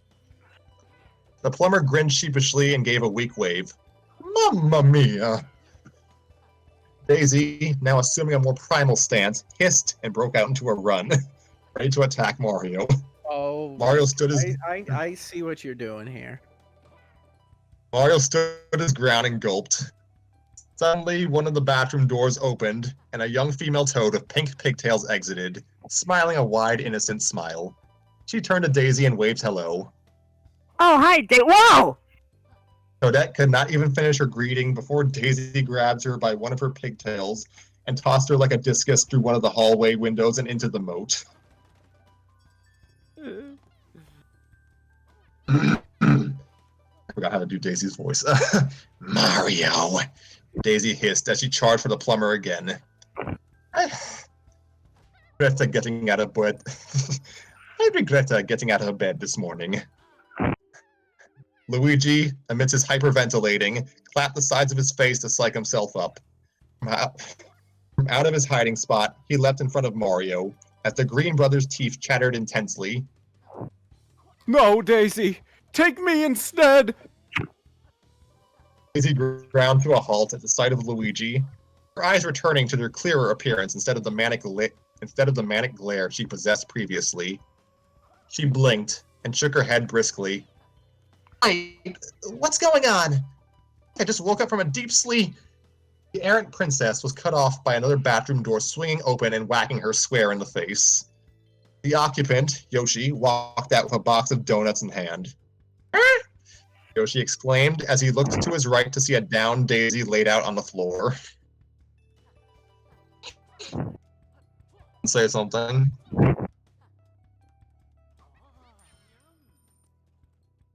Didn't say anything. What? Alright. Hearing things. Where was I? Down Daisy laid out on the floor. Luigi, too occupied with his attempt at self-sacrifice, even notice this turn of events. He opened one eye upon realizing no one had made any movements towards him. Am I dead yet? He asked. Each Toad and Toadsworth emerged from their hiding spot and approached Daisy's unconscious body with Mario. My word, she's out like a light. Toadsworth observed. You tried potions and hypnosis to get her to sleep, and all Yoshi needed was a door. Puffed. The worst I've ever seen her. I don't want to change them about my swords are getting chucked through the upholstery.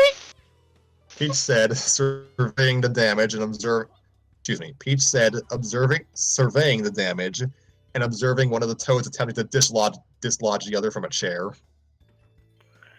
Wait a minute. Luigi said, eventually making his way to Daisy. Are you telling me this has been periodic? Maybe math, but not characteristically violent. Peach admitted. I have the lumps to prove it. Toad muttered under his breath and... oh. Mario rubbed his chin as he paced the hall. Not the Daisy's fault. When did this start?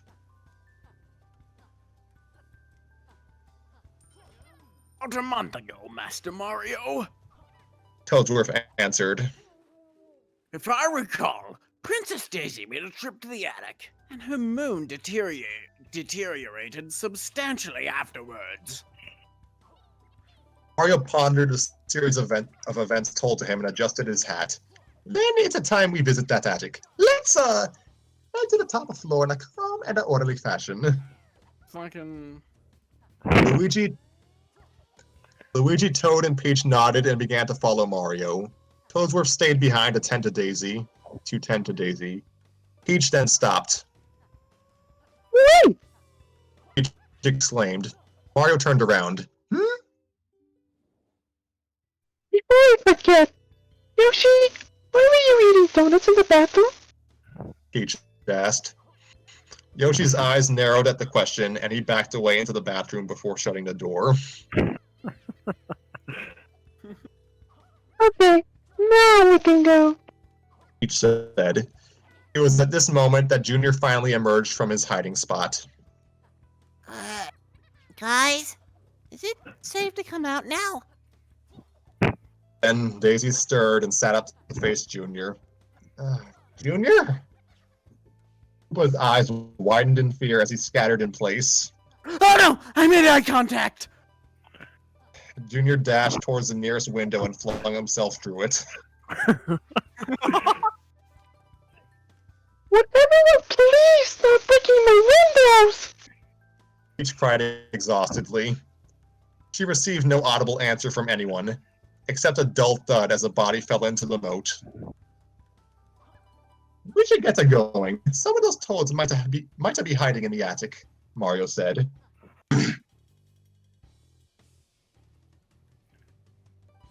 Did you hear that, Master Junior? Toadsworth called out from the hall. Master Mario was leading an investigation party to the attic. Junior called out from, outside. Hey, you guys go on ahead. Oh. And don't worry, Toadette broke my fall. By the way, why did you let me drink? I'm literally 4. Ow. Wait, what did you say, Tanner? I said, by the way, I burped. So I was like, by the way, why did you let me drink? I'm literally like 4.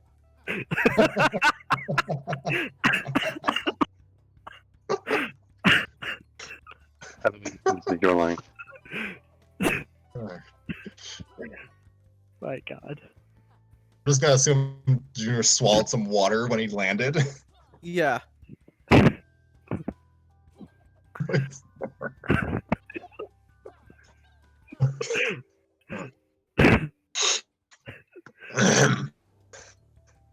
Mario's group made their way through the upper floors to the attic, drawing any toads out of hiding and assuaging them of their fears by mentioning Daisy's absence. Peach jumped for the pull string to bring down the attic ladder, and the four ascended. Peach reached the attic first and flipped the light switch. She was quickly greeted by a pillow being thrown at her face. Why? A coat of purple spots and a satchel emerged from behind a dusty mirror. Sorry, Princess, we thought you were Daisy. 'Cause you know, you two kind of look the same in the dark, Male Toad admitted. That's clever. Peach inhaled deeply, and Mario blinked, because if he wasn't hallucinating, it looks like she was holding back tears from such an innocuous comment. I'm going to pretend I didn't hear that. Everyone, it is safe to come out now. Easier than the tools were scared. We won't be going on any more homicidal rampages. Peach started. I hope. She finished under her breath. Male Toad nodded and waddled out of the attic, soon followed by a handful of other toads chattering amongst themselves as they passed Mario and clambered down the ladder. Thank you for looking out for us, Princess. Hope the furniture is intact. What's the next direct? 10 joke right there. Mario's group began rummaging through the various knickknacks stored in the attic. Luigi picked up a vinyl record and blew away some of its dust into Mario's face. Mamma mia! Achoo! He exclaimed as he flew back into a stack of trunks. One of the trunks fell over, spilling its contents, some old legal papers and a yellow and blue parasol. The parasol shook and blinked. Do you want to handle this? Me? Yeah. Sure. That was a rush! Parasol, Perry, said as he tried to stand up. Oh, hello, Princess. Blushed with embarrassment and placed her hands on the sides of her face. Oh, Perry! Did we leave you here all this time? No sunlight? No visitors? Oh, there you are, Perry. I didn't even realize that. My God. Oh no, I was here for a solitary space. It's fine, I have a Game Boy. Perry declared. Wait, you're Toad. You have my Game Boy! Toad yelled as he investigated the trunk to find his missing possession. I've been looking for this for weeks! You've got like 7. Can't you spare one? How did you steal it? You don't even have hands! Perhaps not, but I do have a retractable canopy. Perry said as he leapt, opened his canopy, and snapped it shut over Toad's head in a matter of seconds. Let out a muffled scream and went scurrying around the room. Luigi sobbed and fell to his knees at his latest act of wanton violence.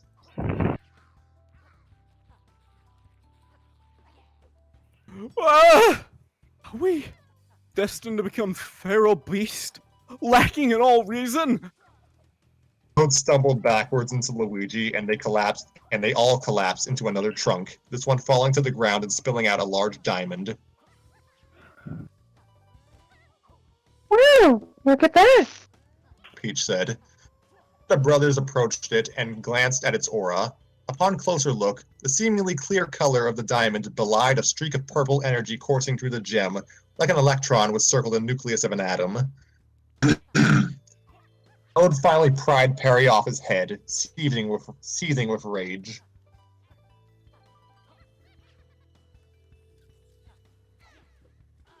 Wait till I find my safety scissors, then you'll really be in for. Hey, that's where she hid it. Mario, Luigi, and Peach turned back to him.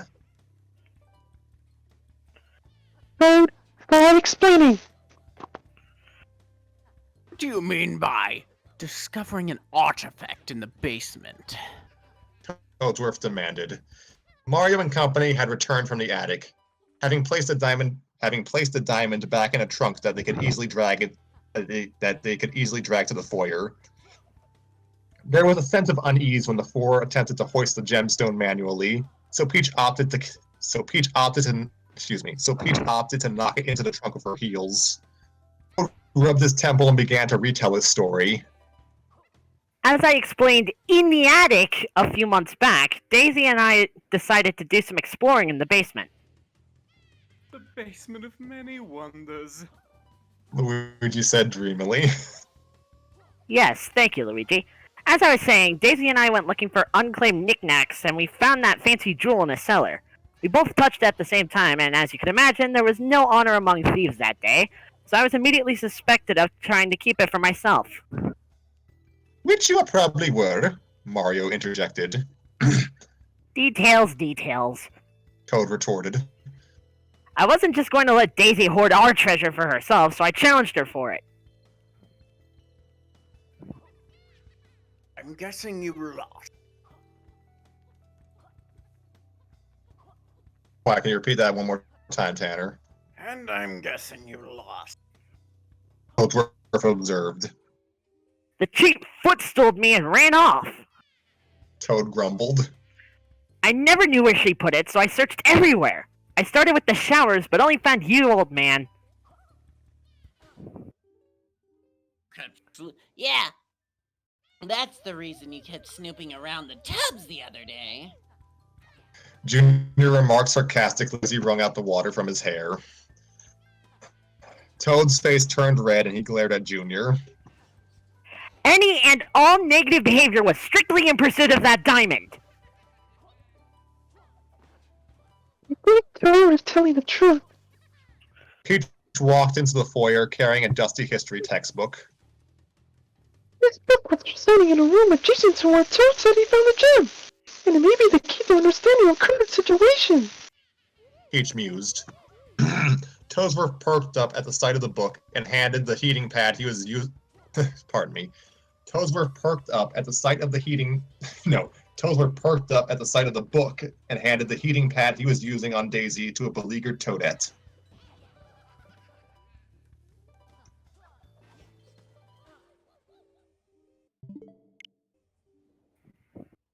Oh, that's me. Ah, yes. The old Mushroom Kingdom Geographical History book may be the answer. Peach flipped through the pages and stopped 60 pages in as she began reading aloud.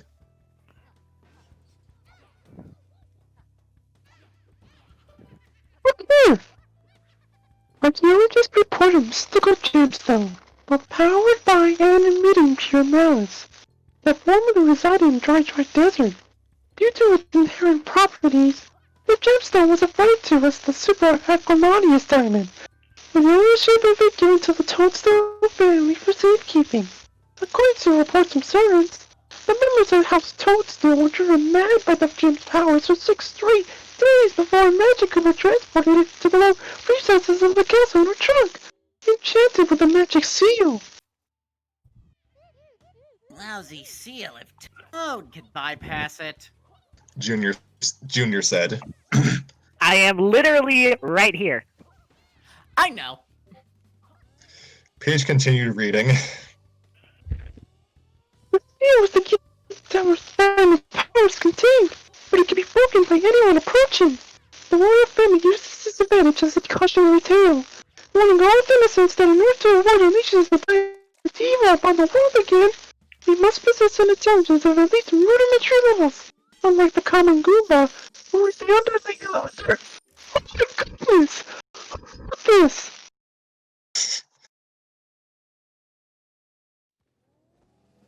Your grandfather, Your Majesty. Toadsworth replied. Peach huffed.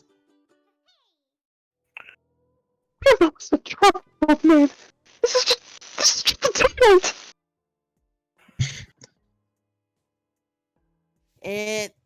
If it makes you feel any better, the Goombas in my kingdom all believe you're all idiots too. Junior mentioned. I guess we have to be the ones to deal with this. Toadette said, motioning her thumb to the half-conscious Daisy lying on a couch behind her. You want to say that to my face, Pinky? Daisy could not even finish her slurred idle threat as she flopped off the couch onto the floor. Shit, maybe I should be voicing her. Hmm? Shit, maybe I should be voicing her. Oh, no. There's even a worse news, he declared as he began skimming through the book himself. He's right. Peach concurred. The worst part is here. Those who are exposed to Demon's presence the longest will have more and more venom of its life. But the marrow is feeding the gem, which then makes it appear more desirable to the corrupted. Unchecked, this rage will overtake all over personality traits. We just read a fic about that.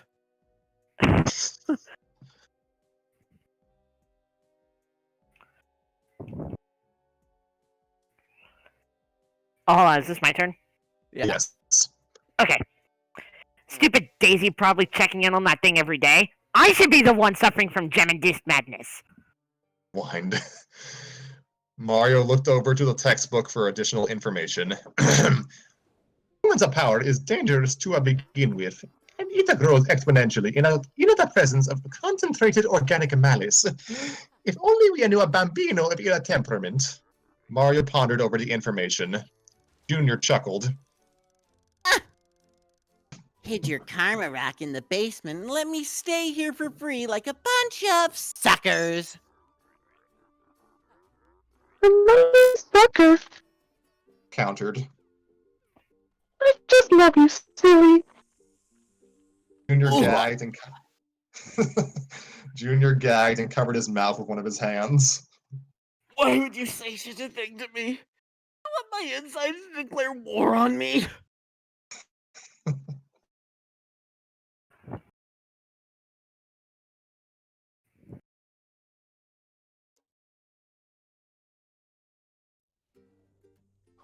Wait, I'm assuming this is my line. Yeah. Now you know how Daisy and Toad feel. Look at them. Peach motioned to Toad about to snip Perry's canopy apart with his safety scissors. Toad noticed all attention was on him and quickly tossed away his scissors while whistling nervously.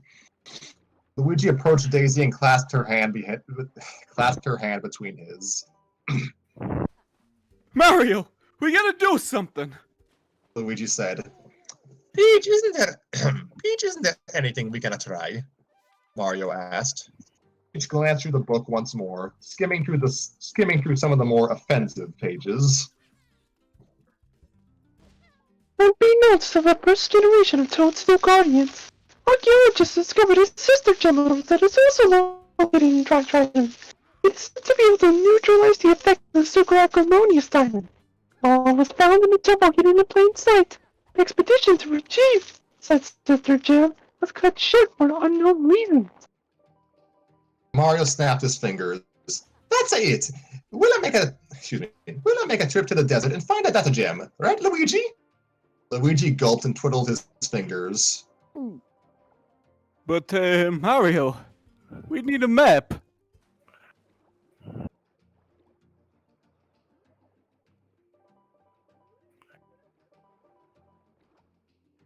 Should be one in my study that can provide you the quickest way to the center of the desert. Toadsworth chirped.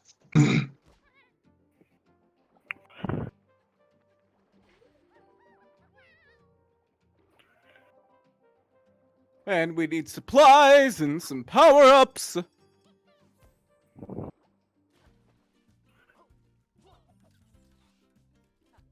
Take my collection.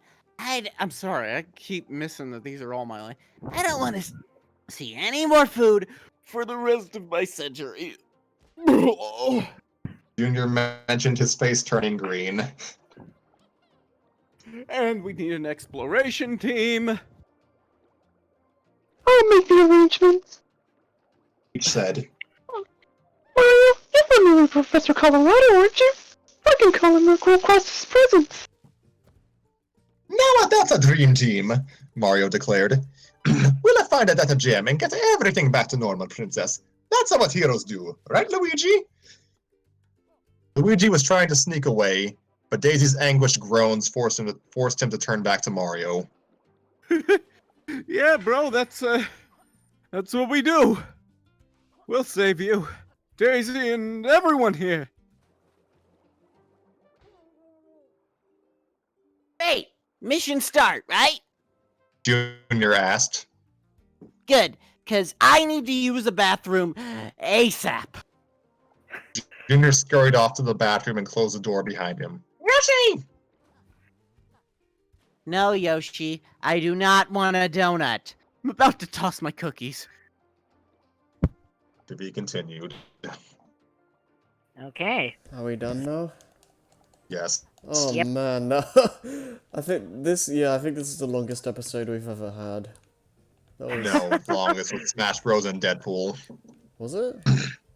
It was nearly 4 hours, Harry. I don't remember that at all. It was, what's it called? Lost in This Dance and then Tanner's Deadpool story. Fair enough then. But still, that was long. Well, I enjoyed writing that chapter. It was... Yeah, I can tell that was you definitely got on a lot better. I enjoyed that a fair bit. Yes, and now you know why I had to break this up into a multi-parter, because this is all set up. Yeah.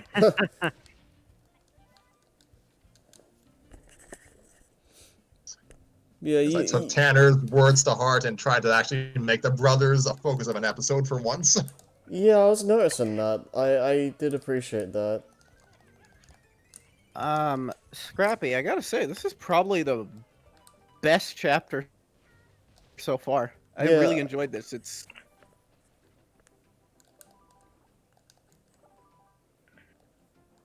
really fun.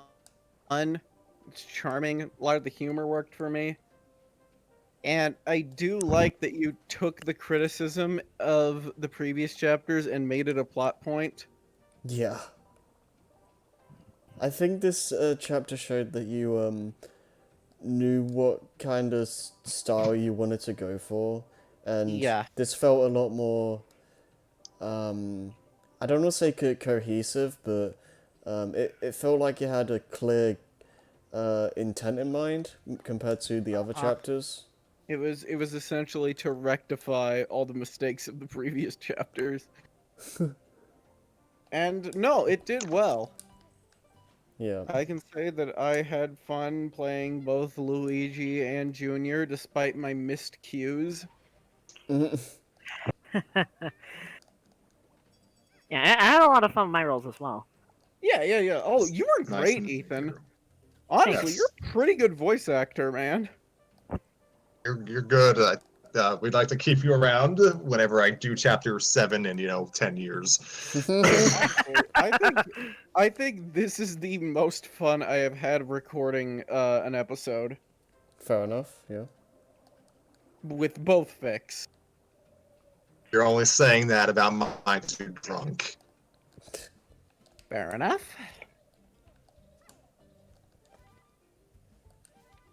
That's no praise is sober. It means nothing right now. Nothing. Oh. No, but I genuinely had a lot of fun playing both Pinky and Luigi. Yeah. Also, Raven was really fun. Yeah, you're. Yeah.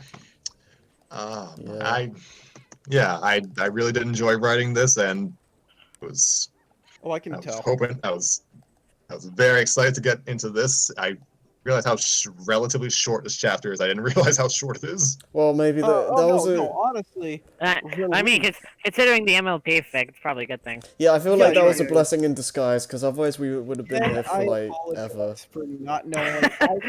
Right. I thought one shot, and oh, that'll be fine. Yeah, it's next time it's definitely best to look at the word count. Yeah, I'm so sorry. At the very least, we had fun with that one. Yeah. I feel like Right. that one's good because you don't really need any knowledge of the show to know the tropes it's parodying. Right.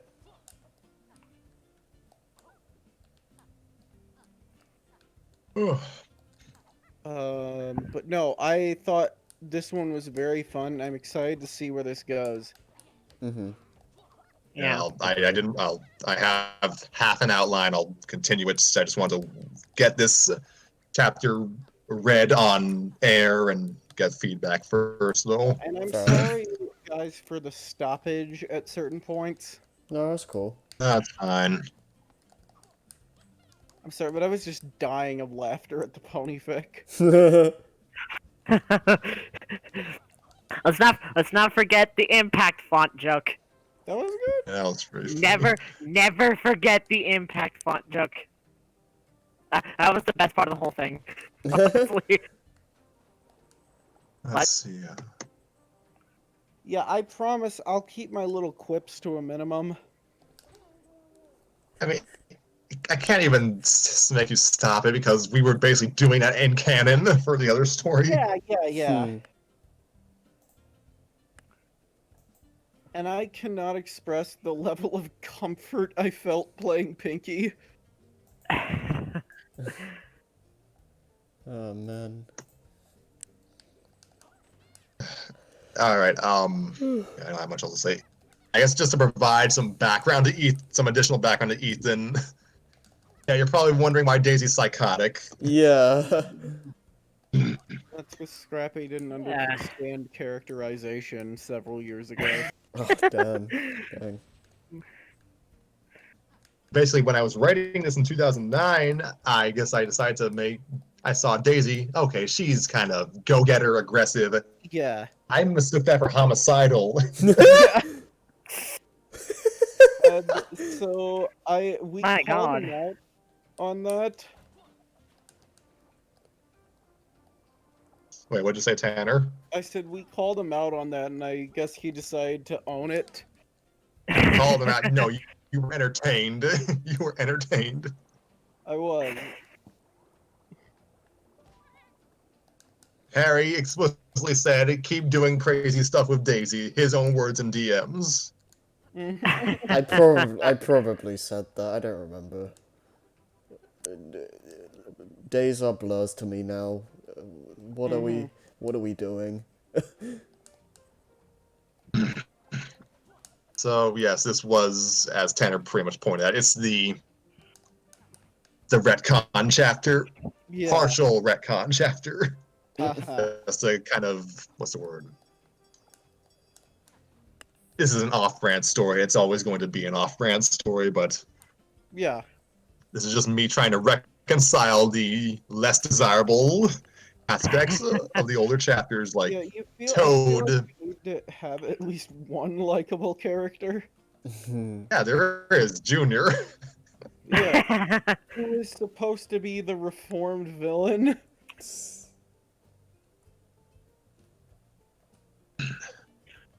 So I had to, yeah, like the shower reference Junior's alluding to. That's a gag from chapter 3, Uh-huh. which was also written in 2009. My Why am I God. making callbacks to this? My God. At the very least, you know your own work, you narcissist. Wow. Oh my God. You're not wrong. One way to put it. Yeah, this was. I don't have much else to say other than this was fun to write, even if it was all set up. I had to break it apart just so it wouldn't take forever to read or write. No, that's fair. That's fair. I this is probably the most fun I've had with an episode. Fair enough. I can see in a why. while. This was just a good 2 hours was just complete nonsense with the MLP thing. Yeah, I don't know what we're doing like next week Yeah. or so. Next episode, it's I can see Word. it. Just wait until the 11th anniversary of MLP. Oh Oh, god. oh my God. Then I'll break out all we the may as well others. make it a yearly thing now. Oh my god. God, I hope not. God, I hope not.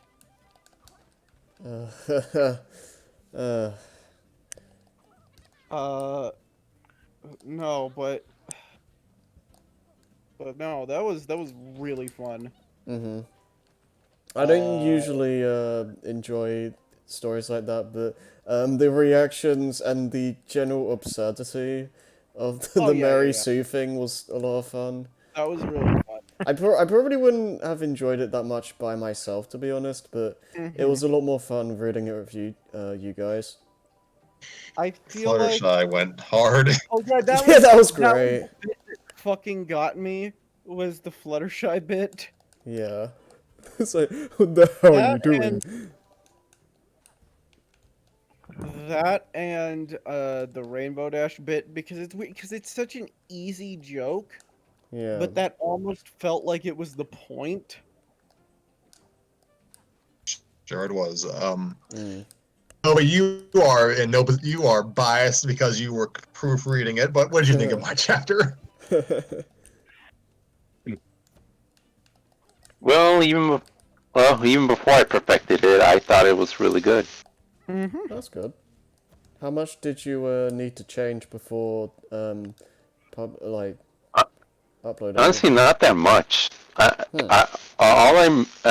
The main thing I did was just reword some sentences to make them more readable. But otherwise the product as a whole, it was actually pretty competent, very competently done. That's good. You've definitely come a long way since chapter 1. Oh yeah. And it seems like now you've got a clear focus on what you want this to be, because it was very Yeah. like tonally all over the place at first. Yeah.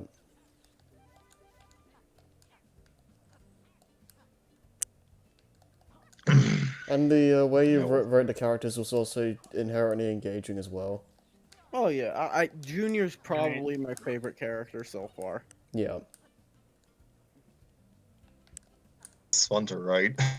Oh Yeah, yeah, I can definitely. It definitely feels like it. Just kind of that like bratty little kid.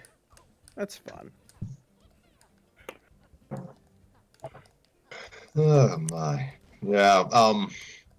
You were referencing in jokes, Ethan. You weren't here for those conversations, but someone's getting hit with sports equipment next chapter. I can promise you that. And no, you're not getting further context. Oh, thank Oh God. boy. That's so good. Nice. Oh dear.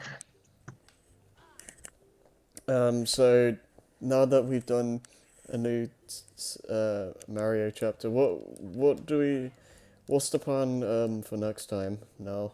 We are reading cupcakes. No. No. We'll probably let's see. We'll probably. I don't know. Maybe we'll read the Scooby-Doo story. It's October. Right. I keep forgetting about that. Actually, Ethan, we are in need of a youthful voice because Scrappy is in it, the character. So, All right then. if you're interested, then hit us up. We're not gonna have Scrappy voice I mean, Scrappy. I'm like the only one here that can play Scrappy, so I might as well. Yeah. Scrappy is not gonna play Scrappy. What is this? It's called Smart Casting Terry. I believe fucking Fred, whose personality Oh, God. is different in every incarnation because he didn't have one originally. Fred? Yeah. Yeah, I mean, you're not wrong. This is a pup named Scooby-Doo era story, so Oh, I love that. I love Oh boy. that. I remember I watched that show a lot as a kid. Scooby-Doo. yeah, so we'll read something kind of spooky for October eventually. Yeah. I'm probably going to leave now, but this was fun. Yeah, I enjoyed this one. I'm not sure if we should do Monday though, because we had like. Yeah, Ne- and I think I'm gonna be busy Monday. Because I feel like we've done like three episodes in a week essentially, and I feel like we should take at least a week off, if even that, like maybe even more than that, depending. Yeah, and plus people like me have school on Monday. Right. Plus that one fic voicing all those characters, especially like a character with the exuberance of Pinky, was exhausting. Fair.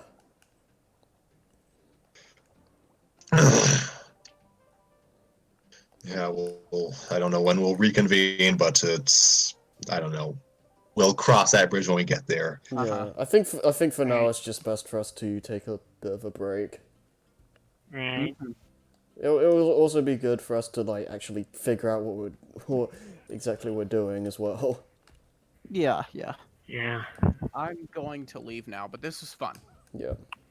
So, yeah, I think I'm gonna leave too. All right. Yeah. Have a good night, everyone. You too. And we thank you all. We thank you all for for joining us for another episode of Storytime with Scrappy and Friends. We wish you a good night, and please wash your hands. Yeah. Okay. Am I free to end the Yes, stream? and Okay. and And good timing, because that was just over 3 hours.